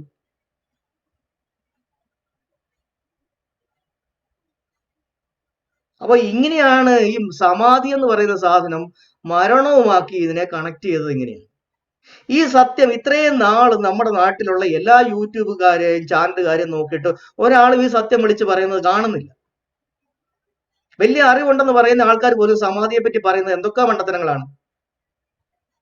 എങ്ങനെയാണ് ഈ വാക്ക് യഥാർത്ഥത്തിൽ അതിന്റെ ഉത്ഭവം എന്താണ്, അത് എങ്ങനെയൊക്കെയാണ് അതിനെ മാനിപ്പുലേറ്റ് ചെയ്ത് ഈ അവസ്ഥയിലാക്കിയത്, ഈ സത്യം നമ്മൾ അറിയണം. അപ്പൊ ഇതാണ് ഈ സമാധി എന്ന് പറയുന്ന സംഗതിയുടെ യഥാർത്ഥ അവസ്ഥ. ഇതിങ്ങനെയാണ് ഈ അവസ്ഥയിലായിട്ടുള്ളത്. അത് തുടങ്ങിയത് ഒരു വേറൊരു നല്ല അർത്ഥത്തിലാണ്. അതിപ്പോ വന്ന് ടോട്ടലി അതുമായിട്ട് യാതൊരു ബന്ധവുമില്ലാത്ത ഒരു അർത്ഥത്തിലേക്ക് അത് എത്തിയിരിക്കുകയാണ്. അതൊരു വലിയ ഒരു ഫ്രോഡിന്റെ അല്ലെങ്കിൽ ഒരു വലിയൊരു തട്ടിപ്പിന്റെ ഒരു കൃത്യമായ ഒരു സിമ്പലാണ് ആ സമാധി. ഇപ്പൊ നമ്മൾ കണ്ടുകൊണ്ടിരിക്കുന്ന ഈ സമാധി. നാരായണഗുരുവിന്റെ കേസ് തന്നെ, നാരായണഗുരുവിനെ പറ്റി അറിയാവുന്ന ആൾക്കാർ പറഞ്ഞിരിക്കുന്ന കാര്യങ്ങളുണ്ട്. അദ്ദേഹത്തിന് അവസാന കാലമായപ്പോഴത്തേക്ക് ഭയങ്കരമായ പെയിനും പ്രശ്നങ്ങളുമായിരുന്നു. അദ്ദേഹം ചികിത്സ എടുക്കുന്നുണ്ടായിരുന്നു. അദ്ദേഹം ഇവിടെ തന്നെ ഈ പറയുന്ന നെയ്യാറ്റിങ്കര ഗോപൻ എന്ന് പറയുന്ന ആള് തന്നെ മരിക്കുന്നതിന് മുമ്പ് ഷുഗറിന്റെയും പ്രഷറിന്റെയും ഒക്കെ ഗുളികയൊക്കെ കഴിച്ചിട്ടാ പോയെന്നാ പറയുന്നത്, കഞ്ഞിയൊക്കെ കുടിച്ചിട്ടാണ്. പക്ഷെ നമ്മുടെ ആൾക്കാർക്ക് സത്യം അറിയാൻ മേലാത്തത് കൊണ്ടും സത്യം പറഞ്ഞു കൊടുക്കാൻ നമ്മുടെ നാട്ടിൽ ആരും ഇല്ലാത്തത് കൊണ്ടും ആൾക്കാർ ആ നുണയുടെ പുറകെ പോവുകയാണ്. അപ്പൊ ഇതാണ് സമാധിയെ പറ്റി നമ്മൾ ഏറെക്കുറെ മനസ്സിലാക്കേണ്ട ഒരു കാര്യം. അതുകൊണ്ടാണ് ഞാൻ ഇന്നത്തെ ടോക്കിനകത്ത് അത് ഉൾപ്പെടുത്തിയത്. നമ്മളെ സംബന്ധിച്ചിടത്തോളം സമാധി എന്ന് പറയുന്നത് മനസ്സിനെ സമമാക്കുക എന്നുള്ളതാണ്. ഓടിക്കൊണ്ടിരിക്കുന്ന മനസ്സിനെ സമാവസ്ഥയിലാക്കുക എന്നുള്ളതാണ്. എന്തെങ്കിലും ആർക്കെന്തെങ്കിലും ചോദിക്കാനുണ്ടെങ്കിൽ ചോദിക്കുക. അതിനുശേഷം നമുക്ക് മെഡിറ്റേഷനിലേക്ക് പോകാം.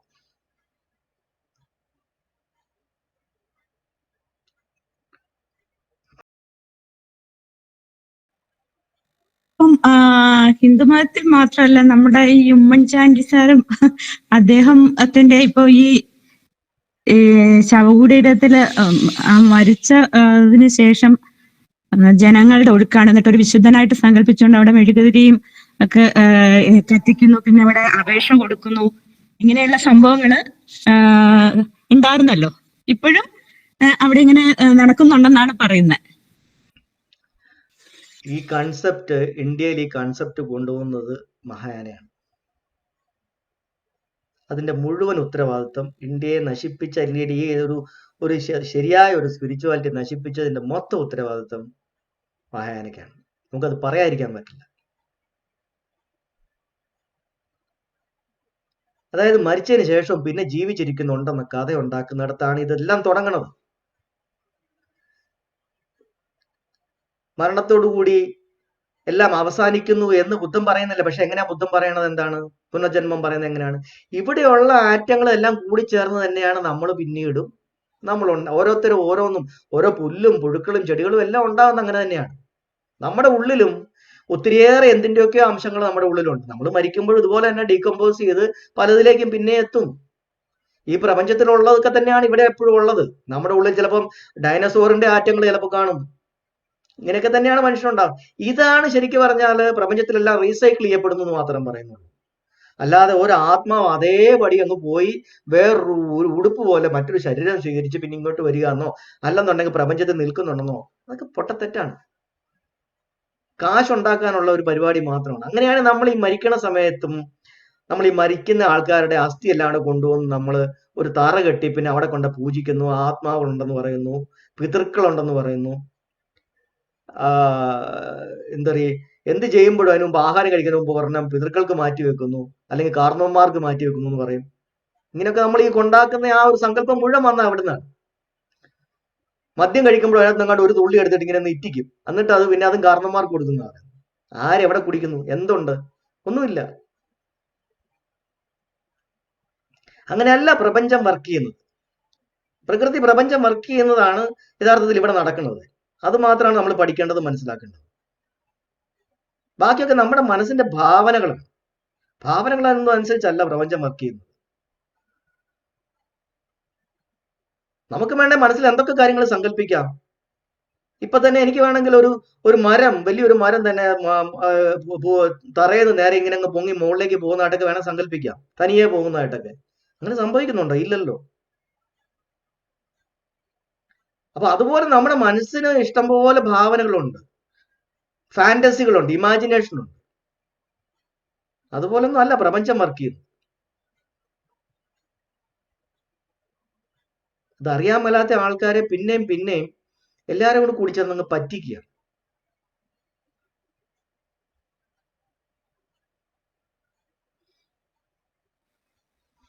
സാറേ, നമ്മുടെ ഭരണകർത്താക്കൾ പോലും ഈ പിന്നെ അന്ധവിശ്വാസം കൊടുക്കുന്നവരാകുമ്പോ പിന്നെ ജനങ്ങൾ ഇങ്ങനെ ആയില്ലെങ്കിലല്ലേ അത്ഭുതമുള്ളൂ. പറഞ്ഞ എല്ലാരും കൂടെ ഓർഗനൈസ്ഡ് ആയിട്ടാണ് പറ്റിക്കുന്നത്. അതല്ലെന്നാണ് മോദി പറയുന്നത് നടക്കുന്നത്. പിന്നെ ജനങ്ങളുടെ കാര്യം പറയേണ്ട കാര്യമുണ്ടോ? അവര് തന്നെ അന്ധവിശ്വാസം പകർന്നു കൊടുത്തുകൊണ്ടിരിക്കുക.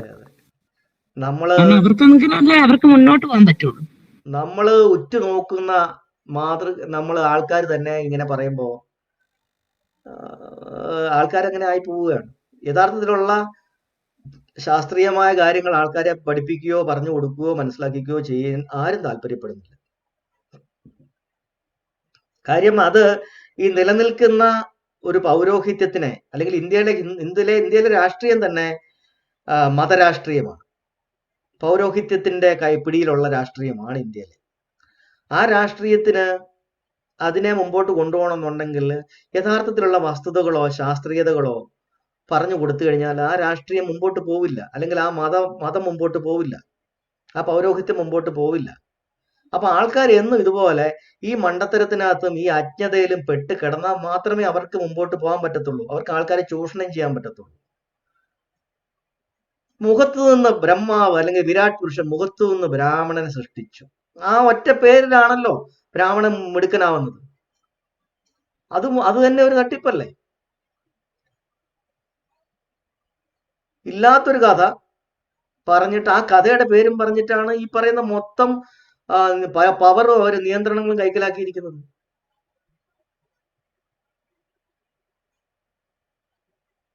മൊത്തം ഇത് മുഴുവൻ കഥയാണ്. ഇന്ത്യയിൽ നടക്കുന്ന മുഴുവൻ കഥയാണ്.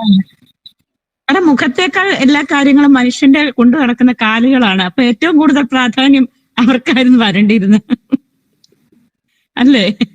അതെ അതെ. പക്ഷെ അവർക്ക് തലയാണല്ലോ എല്ലാത്തിനും കോർഡിനേറ്റ് ചെയ്യുന്നത്. അതുകൊണ്ടാണ് അവർക്ക് തലയാണ് പ്രധാനം എന്ന് പറയുന്നത്. ഓ ആ മുഖമല്ല, തലയാണ് ഉദ്ദേശിക്കുന്നത്.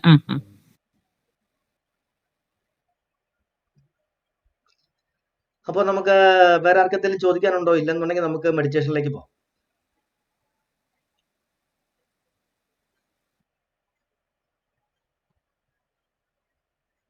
മഹേഷ് എന്തെങ്കിലും പറയാനുണ്ടോ മഹേഷ്? സാറേ, ഞാനൊരു കാര്യം ഒന്ന് സൂചിപ്പിച്ചോട്ടെ. ചോദിച്ചു. നമ്മുടെ ഈ തേരാവാദ രാഷ്ട്രങ്ങളിലെല്ലാം നമ്മളുടെ ഇതേ ഒരു പാറ്റേണിൽ തന്നെ അഷ്ടാംഗ മാർഗം, സ്കൂൾ ഓഫ് അഷ്ടാംഗ മാർഗം നമ്മൾ സാറ് പഠിപ്പിച്ച രീതിയിൽ തന്നെയുള്ള പഠനങ്ങൾ നടത്തുന്നുണ്ടോ? ശരിയായി അവിടെ ആ രീതിയിൽ തന്നെയാണ് ബുദ്ധിസത്തിന്റെ പ്രവർത്തനങ്ങൾ നടക്കുന്നത്? അഷ്ടാംഗ മാർഗത്തിന്റെ ഓർഡർ ഞാൻ പറഞ്ഞ ഓർഡർ തന്നെയാണ് തേരാവാദയിൽ പോകുന്നത്. അത് കറക്റ്റ് ഓർഡറാണ്. പക്ഷേ ആ ഓർഡറിൽ അതിന്റെ അവസാനത്തെ ഘട്ടം വരെ പ്രോപ്പറായിട്ട് ആൾക്കാർ ഫോളോ ചെയ്യുന്നുണ്ടോ, പോകുന്നുണ്ടോ എന്നുള്ളതാണ് നമുക്ക് അറിഞ്ഞുകൂടാത്തത്. ഓർഡർ അത് തന്നെയാണ് പറയുന്നത്. പക്ഷേ പലയിടത്തും ഞാൻ കാണുന്നത് അവിടെ കുറെ ഒരു ബുദ്ധവന്ദനവും കുറച്ച് അഷ്ടാംഗ മാർഗവും കുറച്ച് പഞ്ചശീലവും ഒക്കെ ഇങ്ങനെ പറയുന്നു. ആൾക്കാർ അതെല്ലാം കേൾക്കുന്നു. പിന്നെ ഈ ഭിക്ഷുക്കളെ വണങ്ങുന്നു, ബുദ്ധന്റെ മുമ്പിൽ കുറെ പുഷ്പങ്ങളൊക്കെ അർപ്പിക്കുന്നു. ഇത് പിന്നെ അന്നേരം അതിനുശേഷം ഭിക്ഷു വന്നിരുന്ന് കുറച്ച് ബുദ്ധനെ പറ്റി കഥകൾ പറയുന്നു. ആ കഥകളെല്ലാം കേട്ട് അതിനുശേഷം ഈ ഭിക്ഷുക്കളുടെ വർത്തമാനത്തിൽ തന്നെ ഈ കുറച്ച് പുനർജന്മവും സംഭവങ്ങളൊക്കെ അവര് തേരവാദയിൽ ഇല്ലെങ്കിൽ പോലും, അല്ലെങ്കിൽ തേരവാദയിലേക്കകത്തും കലർപ്പുകൾ കലർന്നിട്ടുണ്ട്. Order മാറ്റിയിട്ടില്ല, അഷ്ടാംഗമാർഗത്തിന്റെ order മാറ്റിയിട്ടില്ല. പക്ഷെ ജാതക കഥകളും ബുദ്ധൻ പല സമയത്ത് പല ജന്മം എടുത്തിട്ടുണ്ടെന്നുള്ള കഥകളും ഒക്കെ കൂടിക്കുഴഞ്ഞ് ഇതൊന്നും അല്ലാത്തൊരു രീതിയിൽ കിടന്ന് കളിക്കുന്നുണ്ട്. ചിലർ മെഡിറ്റേഷൻ പഠിപ്പിക്കുന്നുണ്ട്, ആനപാനസതി പഠിപ്പിക്കുന്നുണ്ട്, ചിലർ വിപാസന പഠിപ്പിക്കുന്നുണ്ട്. പക്ഷെ അതൊക്കെ എത്രത്തോളം സയന്റിഫിക് ആയിട്ട് കൃത്യമായ അർത്ഥത്തിൽ അത് പോകുന്നുണ്ടെന്നുള്ള കാര്യത്തിൽ എനിക്ക് സംശയമുണ്ട്. ഇപ്പൊ വിപാസന പഠിപ്പിച്ച എസ്.എൻ. ഗോയങ്കയുടെ ക്ലാസ്സിൽ തന്നെ അദ്ദേഹം പോലും ലാസ്റ്റ് പറയുന്നത് ഈ പ്രതിസന്ധി ചിത്ത എന്ന് പറയുന്ന ഒരു സംഗതി ഉണ്ടെന്നും അതനുസരിച്ച് അവസാനത്തെ മനസ്സിന്റെ ഭാവം അനുസരിച്ച് മറ്റതിലേക്ക് പോകുമെന്ന് പറയുന്നതും മഹായാനയുടെ കൺസെപ്റ്റാണ്. അദ്ദേഹം പറയണ ഓർഡറും കാര്യങ്ങളും പഠിപ്പിക്കുന്നതും ഒക്കെ തേരവാദ പഠിപ്പിക്കുമ്പോഴും ചില മഹായാനയുടെ കൺസെപ്റ്റുകൾ ഇതിനകത്ത് കടന്നുകൂടിയിട്ടുണ്ട്. അതുപോലെ തന്നെ ശ്രീലങ്കയിലൊക്കെ ആണെങ്കിലും ബുദ്ധഘോഷനും അശ്വഘോഷനും ഒക്കെ പോയിട്ട് അവർ രണ്ടുപേരും ബ്രാഹ്മണ ഭിക്ഷുക്കളായിരുന്നു. കുറേയേറെ ഇതിനകത്ത് അന്ധവിശ്വാസങ്ങൾ അവിടെ കയറിയിട്ടുണ്ട്. അപ്പൊ ഇതിനെ പൂർണ്ണമായിട്ടും ക്ലിയർ ആയിട്ട് ഒരു ഒരു ഒരു ഒരു സയന്റിഫിക് ആയിട്ട് ഇതിനെ അപ്രോച്ച് ചെയ്യുന്ന ആൾക്കാരെ എനിക്കധികം കാണാൻ പറ്റിയിട്ടില്ല. പല തേരവാദ ഭിക്ഷുക്കളും ഈ പറയുന്ന പുനർജന്മത്തിൽ വിശ്വസിക്കുന്നവരുണ്ട്. ഏത് മഹായാന പറയുന്നത് പോലെയുള്ള പുനർജന്മത്തിൽ വിശ്വസിക്കുന്നവരുണ്ട്, അല്ലാത്തവരും ഉണ്ട്. അപ്പൊ ഇതെല്ലാം കൂടെ കൂടി കുഴഞ്ഞാണ് കിടക്കുന്നത് ചിലയിടത്തൊക്കെ. അപ്പൊ അതുകൊണ്ടാണ് നമ്മൾ ഇങ്ങനെ ഒരു ഇനിഷ്യേറ്റീവ് എടുത്തത്. കൃത്യമായിട്ട് കറക്റ്റ് സയന്റിഫിക് ടേംസിൽ തന്നെ പോകണമെന്ന് പറഞ്ഞ് നമ്മൾ ആദ്യം നമ്മുടെ ധമ്മ പഠിപ്പിക്കുമ്പോൾ തന്നെ നമ്മൾ നാച്ചുറൽ ലോസ്, ന്യൂട്ടന്റെയും ഐൻസ്റ്റീന്റെയും ലോസ് വെച്ചിട്ടാണ് നമ്മൾ ഇതിനെ പഠിക്കാൻ തുടങ്ങുന്നത്.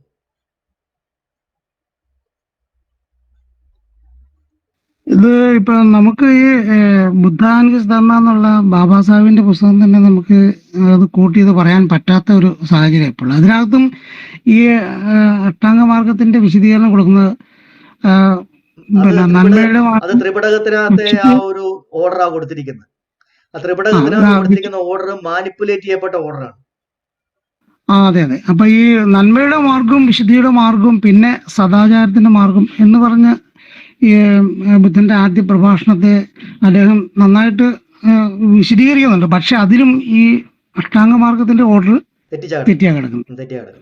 അപ്പൊ അത് ശരിക്കും നമ്മളുടെ ഒരു വലിയ പ്രതിസന്ധി. ഇപ്പൊ ഈ ബുദ്ധിസ്റ്റ് ക്ലാസ്സുകളും പഠനങ്ങളും എല്ലാം ഈ ഇത്തരത്തിലുള്ള ഒരുപാട് ക്ലാസ്സുകൾ കേരളത്തിൽ അങ്ങോട്ടും നടക്കുന്നുണ്ട്. പക്ഷെ അവിടെയും ഈ ഇത് ഈ അഷ്ടാംഗമാർഗത്തിന്റെ ഒരു പ്രാക്ടീസ് വരുന്നില്ല. അതാണ് ഞാൻ പറഞ്ഞത്, അത് മനസ്സിലാക്കിയപ്പോൾ ഏറ്റവും കീ ആയിട്ട് അവർ ചെയ്തൊരു മാനിപ്പുലേഷനാണ്. ആർക്കും പിടിക്കാൻ പറ്റാത്ത രീതിയിൽ അവർ ചെയ്തൊരു മാനിപ്പുലേഷനാണ്. നമ്മളത് ചെയ്തു നോക്കിയപ്പോഴാണ് നമുക്ക് മനസ്സിലാവുന്നത് അതിനകത്ത് ആ കളി കളിച്ചിട്ടുണ്ടെന്നുള്ളത് മനസ്സിലാവും. കൃത്യമായിട്ട് പ്രാക്ടിക്കലി അത് ചെയ്തു നോക്കുമ്പോൾ മാത്രമേ നമുക്കിത് പിടുത്തം കിട്ടത്തുള്ളൂ. പ്രാക്ടീസ് ചെയ്യണം.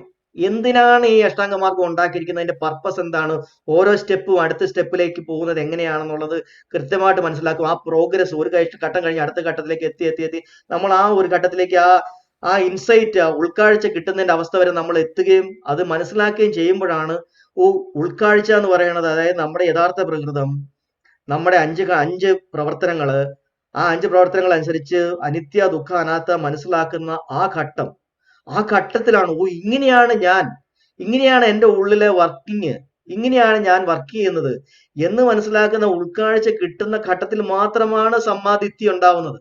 അത് കിട്ടാൻ വേണ്ടിയാണ് ബാക്കിയുള്ള 6 ഘട്ടങ്ങൾ നമ്മൾ ചെയ്യുന്നത്. അത് ആദ്യമേ കൊണ്ട് എഴുതി വെച്ച് കഴിഞ്ഞാൽ അത് ആരെഴുതിയാലും അത് മിസ്റ്റേക്കാണ്.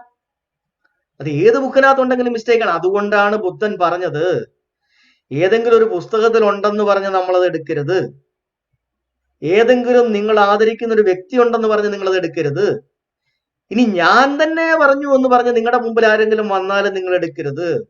നിങ്ങളിത് ചെയ്തു നോക്കിയിട്ട് ഏതാണ് ശരിയെന്ന് നിങ്ങൾക്ക് ബോധ്യം വരുമ്പം അത് മാത്രം എടുക്കുക എന്ന് പറഞ്ഞത് കലാമസൂത്രത്തിനകത്ത് പറഞ്ഞു. കാരണം അദ്ദേഹത്തിന് അറിയാം ഇത് മാറ്റപ്പെടും, ഇത് വഴിതെറ്റിക്കപ്പെടും, അത് നല്ല കൃത്യമായിട്ട് അറിയാം. അതുകൊണ്ട് ശരിക്കും പറഞ്ഞാൽ ബുക്കുകളെ നമ്മൾ നോക്കേണ്ട കാര്യമില്ല. ബുദ്ധൻ ഏത് ബുക്ക് നോക്കിയിട്ടാ പഠിച്ചത്? അദ്ദേഹത്തിന്റെ പഠന വസ്തു എന്ന് പറയുന്നത് അദ്ദേഹത്തിന്റെ ശരീരം തന്നെയാണ്. ശരീരവും മനസ്സുമാണ് പഠന വസ്തു. അതിനോളം നല്ലൊരു പഠന വസ്തു വേറെ ഇല്ല.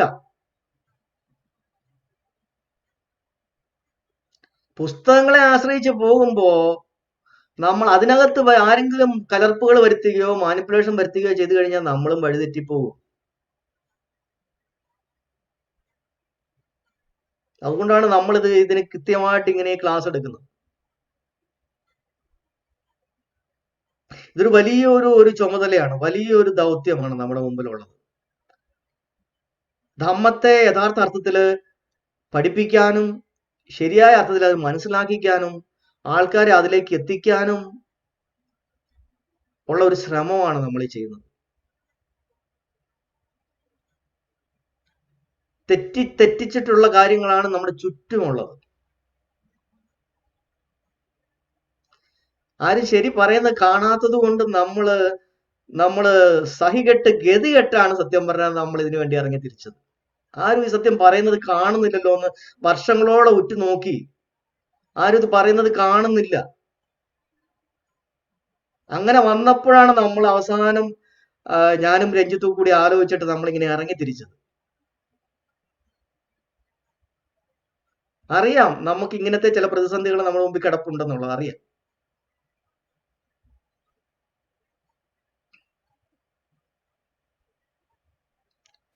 സാറേ, ഈ സമമായ മനസ്സ് എങ്ങനെ ഉണ്ടാക്കുക എന്നുള്ളത് പറഞ്ഞിട്ടില്ലല്ലോ.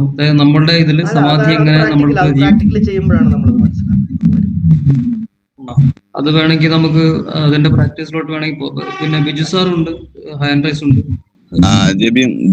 സാറേ, ഞാൻ 2-3 ദിവസമായി ക്ലാസ്സിൽ അങ്ങനെ കണ്ടിന്യൂസ് ആയിട്ട് വരാൻ പറ്റുന്നില്ല. നമ്മുടെ വർക്കിന്റെ ഒരു ഭാഗമായിട്ടാണ് ഇങ്ങനെ ഇടയ്ക്ക് ഒന്നും പോയിക്കൊണ്ടിരിക്കുന്നത്. ഇപ്പൊ നമ്മളെ രമ മാഡം ഒരു കാര്യം പറഞ്ഞില്ല, ഈ ഉമ്മൻചാണ്ടി സാറിന്റെ ഒരു മാറ്റർ. ഞാൻ അതിനെപ്പറ്റി ഒരു കാര്യം പറയാൻ ആഗ്രഹിക്കുകയാണ്. എന്ന് വെച്ചാല് നമ്മുടെ ISROന്റെ ഇപ്പൊ വിരമിച്ച ഒരു സയന്റിസ്റ്റ് ഉണ്ട്, ആളെ പേര് ഞാൻ മറന്നു. അയാള് ഗുരുവായൂർ അമ്പലനടയിൽ പോയിരുന്നു പ്രാർത്ഥിക്കുമ്പോ, മാധവൻ കഴിഞ്ഞിട്ട് ഒരു സോമനാഥ് സാറ് ഓൾറെഡി ഗുരുവായൂർ അമ്പലത്തില് തൊഴുതുകൊണ്ടിരിക്കുമ്പോ ആൾക്ക് മെസ്സേജ് വന്നു, ഇത് അപ്പോയിന്റിങ് ഇൻ ISRO ചെയർമാനായിട്ട്. അപ്പൊ ഓൾറെഡി കൃഷ്ണന്റെ നടയിൽ ഇരിക്കുമ്പോ തന്നെ അയാൾക്ക് ISROന്റെ ചെയർമാനായിട്ട് ലെറ്റർ വന്നു. അത് പേപ്പറിൽ വരുന്നു, മീഡിയകൾ ആഘോഷിക്കുന്നു. അപ്പൊ ഓൾറെഡി ആൾക്കാരെല്ലാവരും അമ്പലത്തിലേക്ക് പോകാനുള്ളൊരു ടെൻഡൻസി കൂടും. ആരും അതിനെ ചോദ്യം ചെയ്യില്ല. ഉം. എന്ന പറഞ്ഞ പോലെയാണ് നമ്മുടെ ആൾക്കാർ മുകളിലേക്കാണ് നോക്കുന്നത്. ഇപ്പൊ നമ്മുടെ ഈ ഗ്രൂപ്പിൽ തന്നെ ആ, ആ, അജിത് സാർ എന്ത് പറയുന്നു അതിനെയാണ് എല്ലാവരും ഡിപ്പെൻഡ് ചെയ്യുന്നത്. താഴെക്കിടയിലുള്ള ആൾക്കാർ പറയുന്നത് അതിങ്ങനെ കേട്ടു പോവും. എന്നതുപോലെ മുകളിലിരിക്കുന്ന ആൾക്കാർ എന്താണ് പറയുന്നത്, എന്താണ് ചെയ്യുന്നത്, അതിനെ അനുകരിക്കുന്ന അല്ലെങ്കിൽ അതിനനുസരിച്ച് ജീവിത രീതി കൊണ്ടുപോകുന്ന ഒരാൾക്കാരാണ്. ഉമ്മൻചാണ്ടി സാറിന്റെ കാര്യമായാലും അങ്ങനെ തന്നെയാണ്. ISRO ചെയർമാന്റെ കാര്യമാണെങ്കിലും അങ്ങനെ തന്നെയാണ്. വലിയ വലിയ ആൾക്കാർ എന്ത് ചെയ്യുന്നു അതിനെ അനുകരിക്കുക. അവിടെ ആരും ദൈവത്തിനെയോ ആരെയും മൈൻഡ് ചെയ്യുന്നില്ല. അതാണ് ശരി എന്നുള്ള ലെവലിലേക്കാണ് എല്ലാവരും കാര്യങ്ങൾ കൊണ്ടുപോകുന്നത്. നമ്മള് സാറ് പറഞ്ഞ മാതിരി തന്നെ പുസ്തകത്തിൽ എഴുതിയെന്നോ ബുദ്ധൻ വന്ന് വേറെ ആൾ വന്ന് പറഞ്ഞു ഒന്നും ശ്രദ്ധിക്കേണ്ട കാര്യമില്ല. നമ്മുടെ മനസ്സിന് എന്തെങ്കിലും അതുകൊണ്ട് ഒരു ഗുണമുണ്ടെങ്കിൽ മാത്രം നമ്മളത് ചെയ്യുക. ഞാനിപ്പോ ആ ഒരു പോയിന്റിലാണ് നിൽക്കുന്നത് എന്ന് പറഞ്ഞ ആഗ്രഹം ഞാൻ നിർത്തുന്നു. നമുക്ക് മനുഷ്യന് ഫോളോ ചെയ്യുന്ന ഒരു സ്വഭാവമുണ്ട്. എല്ലാരും തനിയെ കാര്യങ്ങൾ മനസ്സിലാക്കാൻ ചിലപ്പോൾ മുന്നിട്ടിറങ്ങണമെന്നില്ല. കൂടുതൽ ആൾക്കാരും മുമ്പിലുള്ളവര് മാതൃകകളായിട്ട് അവർ മനസ്സിൽ കാണുന്നവർ എന്താണ് ചെയ്യുന്നതെന്ന് നോക്കുകയും അതിനെ ഫോളോ ചെയ്യുകയും ചെയ്യുന്നവരാണ്. അതാണ് ഈ മാർക്കറ്റിങ്ങിന്റെ അകത്ത് എൻഡോഴ്സ്മെന്റ് എന്ന് പറയുന്ന ഒരു സംഭവമുണ്ട്. എൻഡോഴ്സ് ചെയ്യുക. നമ്മൾ ഈ സെലിബ്രിറ്റികളെ വിളിച്ച് ഓരോ പ്രോഡക്റ്റുകളെയൊക്കെ നമ്മൾ പ്രൊമോട്ട് ചെയ്യുന്നതിന്റെ കാര്യം തന്നെ അതാണ്. അതായത് നമ്മൾ ചിലപ്പം അമിതാഭ് ബച്ചനെ, ഷാറൂഖ് ഖാനെ ഒക്കെ നമ്മൾ വിളിച്ച് ഓരോ കാര്യങ്ങൾ, അല്ലെങ്കിൽ സച്ചിൻ ടെണ്ടുൽക്കറെ ഒക്കെ വിളിച്ച് നമ്മൾ ഈ പ്രോഡക്റ്റിനെയൊക്കെ അല്ലെങ്കിൽ സിനിമാ താരങ്ങളെയും സമൂഹത്തിൽ സ്വാധീനമുള്ള ആൾക്കാരെ വിളിച്ച് പ്രൊഡക്റ്റുകളെ എൻഡോഴ്സ് ചെയ്യുന്നത് ഇതുപോലെ തന്നെ ഒരു സംഭവമാണ്. അതായത് അവരെ കാണുന്നു, അവരെ മാതൃകയാക്കുന്നു, അവരുടെ ഫാൻസ് ആയിട്ടുള്ളവരോ അല്ലെങ്കിൽ അവരെ മനസ്സിൽ കാണുന്നവരൊക്കെ അവർ ചെയ്യുന്നത് ശരിയാണെന്ന് വിചാരിച്ച് ആ രീതിയിലേക്ക് അങ്ങ് പോകും. പക്ഷെ നമുക്കറിയാം പലപ്പോഴും ആ താരങ്ങളോ അല്ലെങ്കിൽ ആ സെലിബ്രിറ്റീസ് ആരും തന്നെ ആ പ്രോഡക്റ്റ് ഒന്നും ഉപയോഗിച്ചിട്ടേ കാണത്തില്ല. അവർ ശരിക്കും പറഞ്ഞു കഴിഞ്ഞാൽ അവർക്ക് പൈസ കൊടുക്കുന്നു, ആ കോൺട്രാക്ടിനനുസരിച്ച് അവർ അഭിനയിക്കുന്നു, പോകുന്നു, അത്രേ ഉള്ളൂ. ഇവിടെയും ഇതുപോലെ തന്നെ ഒരു സംഗതിയാണ് നടക്കുന്നത്. ഈ പറയുന്ന നമ്മൾ നോക്കുമ്പോൾ വളരെ വലിയ ശാസ്ത്രജ്ഞന്മാരായിട്ടുള്ളവർ പോലും ഇങ്ങനത്തെ കാര്യങ്ങൾ പറയുമ്പോൾ നമ്മുടെ ആൾക്കാർ വിചാരിക്കുമോ അവരൊക്കെ പറയുന്നത് എന്തെങ്കിലുമൊക്കെ ഇത്രയും പഠിപ്പും വിവരമുള്ളവരും വിദ്യാഭ്യാസം ഉള്ളവരല്ല, അവർ പറയുന്നത് എന്തെങ്കിലും കാര്യങ്ങൾ കാണും, ചുമ്മാ അങ്ങനെ പറയുകയല്ലോ എന്നവർ ആ പറയും. പിന്നെ ഓൾറെഡി ISRO ചെയർമാനൊക്കെ ആവുമ്പോൾ തന്നെ ഓൾറെഡി ഒരാളെ കഴിഞ്ഞ അയാളുടെ എക്സ്പീരിയൻസും ആ കാര്യം നോക്കിയിട്ടാണ് അടുത്ത ആളെ ഓൾറെഡി തീരുമാനമായി ഉണ്ടായിരിക്കും. ഇപ്പൊ നിലവില് ഒരാൾ പോകുമ്പോഴേക്കും അടുത്തത് ആരാവുന്നുള്ള ഒരു തീരുമാനം ഓൾറെഡി അവിടെ വകുപ്പ് തലത്തിൽ വന്നിട്ടുണ്ടായിരിക്കും. അപ്പൊ ഓൾറെഡി ഞാൻ ഗുരുവായൂർ അമ്പലത്തിൽ പോയി നിൽക്കാം, അവിടേക്ക് മെസ്സേജ് വരുന്നു, ISROയുടെ പേപ്പറുകൾ അത് കാര്യമൊക്കെ എന്ന് പറഞ്ഞു കഴിഞ്ഞാൽ അവിടെയൊക്കെ തേങ്ങ അടിച്ചിട്ട് റോക്കറ്റ് വിക്ഷേപിക്കുകയൊക്കെ ചെയ്യുന്ന ടീമുകളാണ് ഉള്ളത്. അതെന്ന് പറഞ്ഞു കഴിഞ്ഞാൽ ഇതൊക്കെ ചെയ്യുമ്പോഴും അതാണ് ബാബാസാഹബ് പറയുന്നത്. ഇന്ത്യയിലെ ഈ ബ്രാഹ്മിൺസിനെ പറ്റി പറയുമ്പോൾ ഒരു കാര്യം പറയുന്നത്, അതിപ്പോ ബ്രാഹ്മിൺസ് എന്ന് മാത്രമല്ല, അതിന്റെ ആ ഇസം ഫോളോ ചെയ്യുന്നവരെല്ലാരും തന്നെ അവര് മനസ്സുകൊണ്ട് അവര് ഹോണസ്റ്റ് അല്ല എന്ന് പറയും. അവരെന്ത് ചെയ്യുമ്പോഴും അതുപോലെ തന്നെ ബ്രിട്ടീഷുകാർ തന്നെ അവർക്ക് ഈ ഇന്ത്യയിലെ ബ്രാഹ്മിൺസിനെ ജുഡീഷ്യറി ഏൽപ്പിക്കാനായിട്ട് അവർക്ക് താല്പര്യമില്ലായിരുന്നല്ലോ. അവർക്ക് ജുഡീഷ്യൽ നേച്ചർ ഇല്ലെന്നാണ് പറഞ്ഞിരുന്നത്. കാര്യം അതുകൊണ്ട് തന്നെ ബാബാസാഹബ് വേറെ കാര്യമുണ്ട്, അവരുടെ ഇടയിൽ നിന്ന് ഒരു വോൾട്ടയർ ഇതുവരെ ഉണ്ടായിട്ടില്ലല്ലോ, അവരുടെ ഇടയിൽ നിന്ന് ഒരു വിപ്ലവകാരി ഉണ്ടായിട്ടില്ല, ചിന്തകളെ മാറ്റുന്ന ഒരാൾ ഉണ്ടായിട്ടില്ലല്ലോ എന്ന് പറയാം. കാര്യം അവര് ബുദ്ധി കൊണ്ട് തന്നെ കളിക്കുന്നവരാണ്. അതായത് അവരിതൊക്കെ ചെയ്യുമ്പോഴും ഇതിന്റെ എല്ലാ ഗുണഗണങ്ങൾ അനുഭവിക്കുമ്പോഴും അതോടൊപ്പം തന്നെ ആളുകളെ ഈ അന്ധവിശ്വാസത്തിന്റെ ഈ ഒരു ഒരു സെറ്റപ്പിനകത്ത്, അന്ധവിശ്വാസത്തിന്റെ ഈ ഒരു അന്തരീക്ഷത്തിൽ ആ സിസ്റ്റം നിലനിർത്താനും അവർ ശ്രദ്ധിക്കാറുണ്ട്. അതോടൊപ്പം അതുകൊണ്ടാണ് എത്ര സയൻസ് പഠിച്ചതിന് ശേഷവും ഇതെല്ലാം ചെയ്യുമ്പോഴും ആൾക്കാരെ അന്ധവിശ്വാസത്തിൽ പെടുത്തി നിർത്താനുള്ള ചെപ്പടി വിദ്യകളും അവരോട് കൂടെ ചെയ്യും.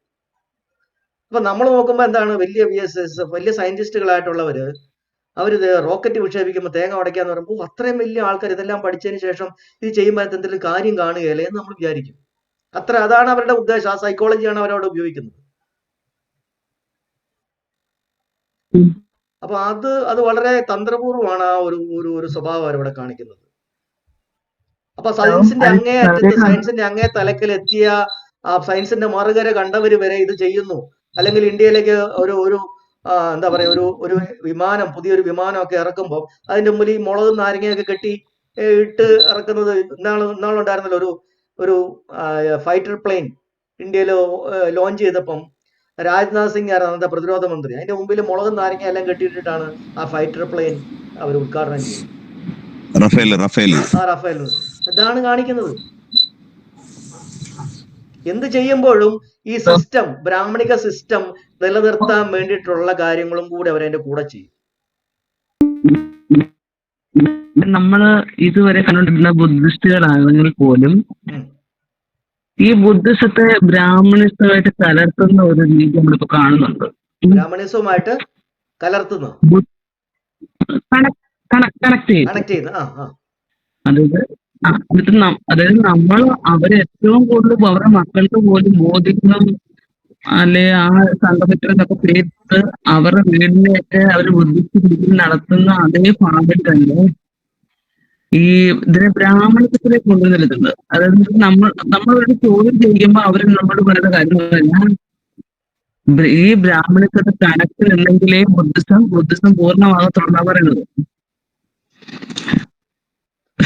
അത് നമ്മൾക്ക് ചിലരുടെ ബുദ്ധധമ്മ ആചാര്യന്മാരുടെ ചിലരുടെ ഭാഗത്തുണ്ടായ മിസ്റ്റേക്ക് ഇത് തന്നെ ഉണ്ട്. വലിയൊരു ചതിക്കുഴിയാണ്. അതിനോളം വലിയൊരു ചതി ഇനി വേറെ ഉണ്ടാവാനില്ല. അതായത് നമ്മുടെ ലാസ്റ്റ് ബസ്സാണ് ഈ സാധനം, ബുദ്ധധമ്മം. ഈ ബസ്സും കൂടെ മിസ്സായി കഴിഞ്ഞാൽ നമുക്കിനി വേറെ ബസ്സില്ല. നമ്മളെ രക്ഷപ്പെടാനുള്ള എല്ലാ മാർഗങ്ങളും നമ്മൾ അവലംബിച്ചിട്ടും എല്ലാ മാർഗത്തിലും ബ്രാഹ്മണർ കയറി അതിന്റെ അതിന്റെ നേതൃത്വം കൈയടക്കിയിട്ടുണ്ട്. രാഷ്ട്രീയപരമായിട്ട് ബഹുജൻ സമാജ് പാർട്ടി ഉണ്ടാക്കി, അതും നമ്മുടെ കയ്യിൽ നിന്ന് പോയി. വിപ്ലവ പ്രസ്ഥാനങ്ങൾ ഉണ്ടാക്കി, അത് നമ്മുടെ കയ്യിൽ നിന്ന് പോയി. ക്രിസ്തുമതത്തിലേക്ക് നമ്മൾ പോയി, അതിന്റെ നേതൃത്വം കൈയടക്കി അവര്. ഇസ്ലാമിലേക്ക് പോയി, അതിന് നേതൃത്വം അവർ കൈയടക്കി. സിഖ് മതത്തിലേക്ക് പോയി, അതിന് നേതൃത്വം അതിലേക്ക് കൈയടക്കി. ബ്രാഹ്മണിസത്തിലേക്ക് ബുദ്ധമതത്തിലേക്ക് പോകുമ്പോൾ ബാബാസാഹ് പറഞ്ഞിട്ടുണ്ടായിരുന്നു, അതിന്റെ വളർച്ചയുടെ ഘട്ടങ്ങളിലൊന്നും ഇവരെ അടുപ്പിക്കരുതെന്ന് പറഞ്ഞിട്ടുണ്ട്. ഞാനിപ്പോ മലേഷ്യയില. ഇവിടെ മലേഷ്യ, തായ്ലൻഡ്, ഇവിടെ എല്ലാം ബുദ്ധിസ്റ്റ് കേന്ദ്രങ്ങളുണ്ട്, ബുദ്ധ വികാരങ്ങളുണ്ട്. പക്ഷെ ഇവിടെ എല്ലാം ബ്രാഹ്മണിസമായിട്ട് കണക്റ്റഡാണ്. അതാ പറഞ്ഞത് നമ്മൾ പറയുമ്പോ ബ്രാഹ്മണിസം എന്ന് പറഞ്ഞാൽ ശരിക്കും പറഞ്ഞാൽ മഹായാന ബുദ്ധിസമാണ്. അത് നമ്മൾ കൃത്യമായിട്ട് നമ്മുടെ ആൾക്കാർക്ക് ഇപ്പോഴും മനസ്സിലായിട്ടില്ല. മഹായാന ബുദ്ധിസം എല്ലാ രാജ്യങ്ങളിലേക്ക് ഈ യഥാർത്ഥ ബൗദ്ധ ധമ്മം അശോകന്റെ കാലത്ത് പോയ സ്ഥലങ്ങളിലേക്കൊക്കെ തന്നെ ഈ മഹായാന രണ്ടാമത് സഞ്ചരിച്ചിട്ടുണ്ട്. കാര്യം എന്താന്ന് പറഞ്ഞാല് ഇത് വിദേശത്തേക്ക് പലയിടത്തേക്ക് പോയിട്ടുണ്ടെന്ന് ഇവർക്കറിയാം. അപ്പൊ ഇന്ത്യയിലെ മൗര്യ രാജവംശത്തെ തകർത്ത് പൂർണ്ണമായിട്ട് ഇവരുടെ രാജാധികാരം എടുത്തതിന് ശേഷം ഈ അശോകന്റെ ആ കാലത്ത് ആൾക്കാർ പോയ വഴി കൂടെ ഒക്കെ തന്നെ ഇവർ രണ്ടാമത് മഹായാന ബുദ്ധിസ്റ്റുകളെ വിട്ടിട്ടുണ്ട്. കാര്യം ഇതാ, ഒരു വഴി കൂടെ ഇനി ഇത് തിരിച്ച് ഇന്ത്യയിൽ വരാൻ പാടില്ല. അങ്ങനെയാണ് ഇവർ ഈ കടൽ കടന്ന് നമ്മൾ സഞ്ചരിക്കരുതെന്നൊരു നിയമം വരെ ഉണ്ടാക്കിയത്. കടൽ കടന്ന് നമ്മൾ സഞ്ചരിച്ചാൽ കടലിന്റെ 7 കടലിന്റെ അപ്പുറത്തു നിന്നും ചിലപ്പോൾ ഈ സാധനം തിരിച്ചു വരാൻ സാധ്യതയുണ്ട്. അപ്പൊ അങ്ങനെ ഇതിനെ പലയിടത്തും മാറ്റിമറിക്കുക. അങ്ങനെയാണ് ഇന്തോനേഷ്യയിലും തായ്ലൻഡിലും ബാലി ദ്വീപുകളിലും ഒക്കെ ഈ പറയുന്ന മഹായാന ബുദ്ധമതത്തിന്റെ എലിമെന്റ്സ് അവിടെ, ഇപ്പൊ ഗണപതിയും ശിവനും ഒക്കെ അവിടെ എത്തുന്നതിന്റെ കാര്യം അങ്ങനെയാണ്. അപ്പൊ ഇന്ത്യയിൽ ശരിക്കും പറഞ്ഞാൽ നമ്മൾ മനസ്സിലാക്കേണ്ടത് ഈ ഹിന്ദുമതം എന്ന് പറയുന്നത് പിന്നീട് ഇവിടെ അത് മന്ത്രയാനയാവുകയും വജ്രയാനയാവുകയും താന്ത്രിസമാവുകയും ഒക്കെ ചെയ്ത് പിന്നെ അതിന് കുറെ മോഡിഫിക്കേഷൻസ് വന്നിട്ടുണ്ട്. ഏറ്റവും ഒടുവിലാണ് അതിന് ഹിന്ദുയിസം എന്നുള്ള ഒരു പേര് വരുന്നത്. അവർ സനാതന ധർമ്മം എന്നുള്ള പേര് വരെ അതിന് കൊടുത്തു. അതായത് ബുദ്ധന്റെ ആ സിസ്റ്റത്തിന്റെ പേര് തന്നെ എടുത്ത് അവർ ഇതിന് കൊടുത്തു. കാരണം ഇന്ത്യയിലെ ആൾക്കാരുടെ മതത്തിനെ തന്നെ എടുത്ത് അതിനകത്ത് കയറി അതിനെ ഹൈജാക്ക് ചെയ്ത് എടുക്കുക എന്നുള്ള പരിപാടിയാണ് ചെയ്തത്. പുതിയൊരു മതം ഉണ്ടാക്കാൻ പറ്റത്തില്ല. ഉള്ള മതത്തിനെ അതിനകത്ത് കയറി അതിനെ പൂർണ്ണമായി മാറ്റി ഇവർക്ക് അനുകൂലമായ രീതിയിൽ അതിനെ മാനിപ്പുലേറ്റ് ചെയ്ത് അതിനകത്ത് പ്രിൻസിപ്പിൾസും അതിന്റെ തത്വങ്ങളും അതിന്റെ അന്തരീക്ഷങ്ങളും മാറ്റി മറിച്ച് അതിനകത്ത് പൂജയും ആരാധനയും കൊണ്ടുവന്ന് പുരോഹിതന്മാരാക്കി മാറ്റി. ശങ്കരാചാര്യരുടെ കാലത്ത് അതിനെ വേദങ്ങളുമായിട്ട് കണക്ട് ചെയ്ത് അങ്ങനെ അത് ബ്രാഹ്മണർക്ക് മാത്രമാക്കി മാറ്റി. അതുവരെ മഹായാന ചെയ്തുകൊണ്ടിരുന്ന അല്ലാത്ത പിന്നോക്ക വിഭാഗക്കാരായിട്ടുള്ള ആൾക്കാരെയും കൂടെ അവരെ ആഭിചാരം ചെയ്യുന്ന താഴ്ന്ന കൗളാചാരം ഒക്കെ ചെയ്യുന്ന ആൾക്കാരായിട്ട് അതിനെ മാറ്റി പൂർണ്ണമായിട്ട് ഈ ഒരു മേഖല അങ്ങ് പിടിച്ചെടുക്കുക ചെയ്തു. അങ്ങനെയാണ് ഈ കവളാചാരമൊക്കെ ചെയ്ത് വെച്ചിട്ട് ചണ്ടാള ബാബ എന്നൊക്കെ പറഞ്ഞ് കുറച്ച് ടീമുകൾ അങ്ങനെ വരുന്നുണ്ട്. ഇതെല്ലാം ഈ മഹായാനക്കകത്ത് വന്നാണ്. യഥാർത്ഥത്തിലുള്ള ബൗദ്ധന്റെ സാധനത്തിനെ മുഴുവനായിട്ട് ഇന്ത്യയിൽ നിന്ന് കംപ്ലീറ്റ് വൈപ്പ് ഔട്ട് ചെയ്തു. അത് പഠിച്ചുകൊണ്ടിരുന്ന ആൾക്കാരുടെ വിദ്യാഭ്യാസവും കളഞ്ഞു. അങ്ങനെയാണ് ഇന്ത്യയിൽ ഇത്രയും ആൾക്കാർ വിദ്യാഭ്യാസം ഇല്ലാത്തവരായി മാറി. അങ്ങനെ ആ പൂർണ്ണമായിട്ട് എടുത്തതിന് ശേഷം പിന്നെ അത് വന്ന് അതിന് ഇന്ത്യയിൽ ഒരു എന്താ പറയാ ജനാധിപത്യം വരുന്ന സമയത്ത് ഈ പറയുന്ന ആൾക്കാർ ഈ മഹായാന ഭിക്ഷുക്കളും ബ്രാഹ്മണരും കുറച്ച് ചെറിയ നമ്പർ മാത്രമേ ഉള്ളൂ. അവരുടെ കയ്യിലാണ് എല്ലാം അമ്പലങ്ങളായി ക്ഷേത്രങ്ങളായി അത് അവരുടെ കംപ്ലീറ്റ് ആയി എങ്കിലും പക്ഷെ അവരുടെ എണ്ണത്തിൽ കുറവാണ്. അപ്പൊ അവർക്ക് ആൾക്കാരെ കൂടെ കൂട്ടണം. അപ്പൊ ഈ ബാക്കി നോക്കുമ്പോ ഇന്ത്യയിലെ ബ്രിട്ടീഷുകാർ സെൻസസ് എടുക്കുമ്പോൾ ക്രിസ്ത്യൻസിനുള്ളവരെയൊക്കെ ക്രിസ്തു മതക്കാരെന്ന് കൂട്ടി, മുസ്ലിം ആയിട്ടുള്ളവരെയൊക്കെ മുസ്ലിം ആയിട്ട് കൂട്ടി, സിഖ് ആയിട്ടുള്ളവരെ സിഖ് മതമായിട്ട് മാറ്റി. പിന്നെ ബാക്കി കിടന്നവരെ എല്ലാവരും ഹിന്ദു എന്നുള്ള പേരിലേക്ക് അവരെ അങ്ങ് മാറ്റുകയാണ്. അല്ല ഒരു ഇസം ഒന്നും ഇല്ല അവിടെ, എല്ലാവരും ഹിന്ദുസ് ആണ് ജനറലായിട്ട് വിളിക്കുന്ന ഒരു പേര്. അതിനവസാനം ഹിന്ദു ഇസം എന്നൊരു പേരും കൂടെ കിട്ടി. അപ്പൊ ഇവിടെ നിന്ന സാധനം എന്താണ്? മഹായാനയാണ്.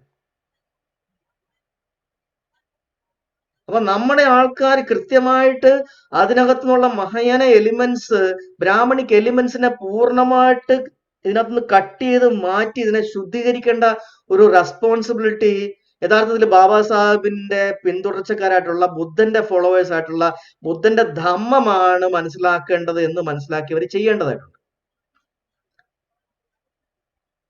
നമ്മുടെ ധമ്മത്തിനെയാണ് ഫോളോ ചെയ്യേണ്ടത്, ഏതെങ്കിലും ഒരു യാനത്തിനെ അല്ല. എന്താണ് ബുദ്ധൻ ആദ്യം ആക്ച്വലി പഠിപ്പിച്ചത്? എന്താണ്?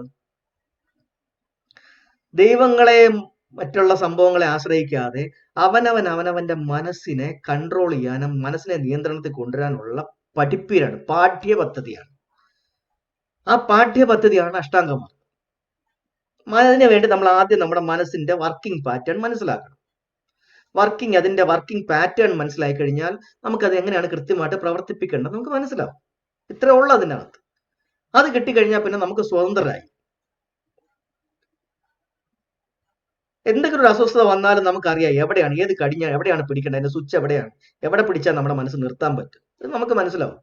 അതുപോലെ തന്നെ നമ്മുടെ മനസ്സിനകത്തെ പറയുന്ന നമ്മുടെ മനസ്സിനെ പിന്നെയും ഇട്ട് അലട്ടാനുള്ള കാര്യങ്ങളെ എങ്ങനെ മനസ്സിൽ നിന്ന് മാറ്റാം, അതിനെ ക്ലീൻ ചെയ്യാം, ക്ലിയർ ചെയ്യാം, അതിനെ പ്യൂരിഫൈ ചെയ്യാം.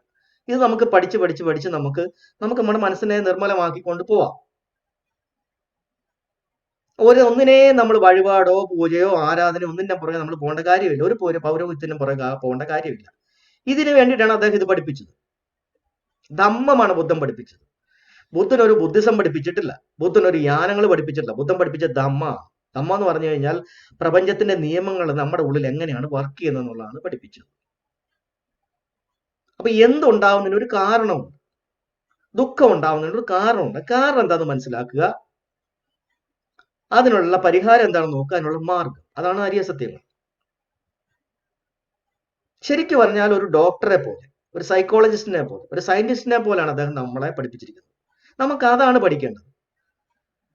അതിനകത്ത് ഈ പറയുന്ന മിസ്റ്റിക് ആയിട്ടുള്ള എന്താ പറയാ ഭയങ്കരമായ അഭൗമമായിട്ടുള്ള അങ്ങനത്തെ കാര്യങ്ങളൊന്നും ഇതിന്റെ ആവശ്യമില്ല ഇതിൻ്റെ അകത്ത്. ഇതെല്ലാം കൂടെ കൂടിക്കുഴഞ്ഞ് നമ്മൾ ഒരുമാതിരി കുറച്ചൊരു ആരാധനയും മിസ്റ്റിസിസവും അഭൗമികതയും കുറച്ച് താന്ത്രികതയും മാന്ത്രികതയും കൂടെ ഉള്ള ഒരു അന്തരീക്ഷത്തിലേക്ക് നമ്മൾ പോകേണ്ട കാര്യമില്ല.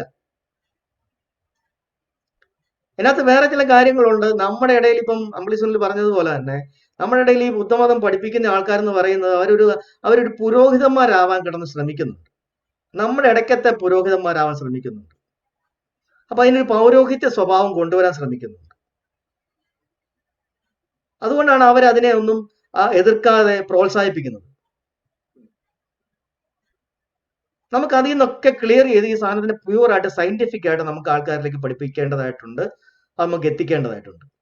അത് നമ്മുടെ ഓരോരുത്തരുടെയും കടമയാണ്. നമ്മളിത് കൃത്യമായിട്ട് പഠിക്കുക, അത് പ്രാക്ടീസ് ചെയ്യുക, ആൾക്കാരിലേക്ക് എത്തിക്കുക എന്ന് പറയുന്നത് ഒരു വലിയൊരു ദൗത്യമാണ്.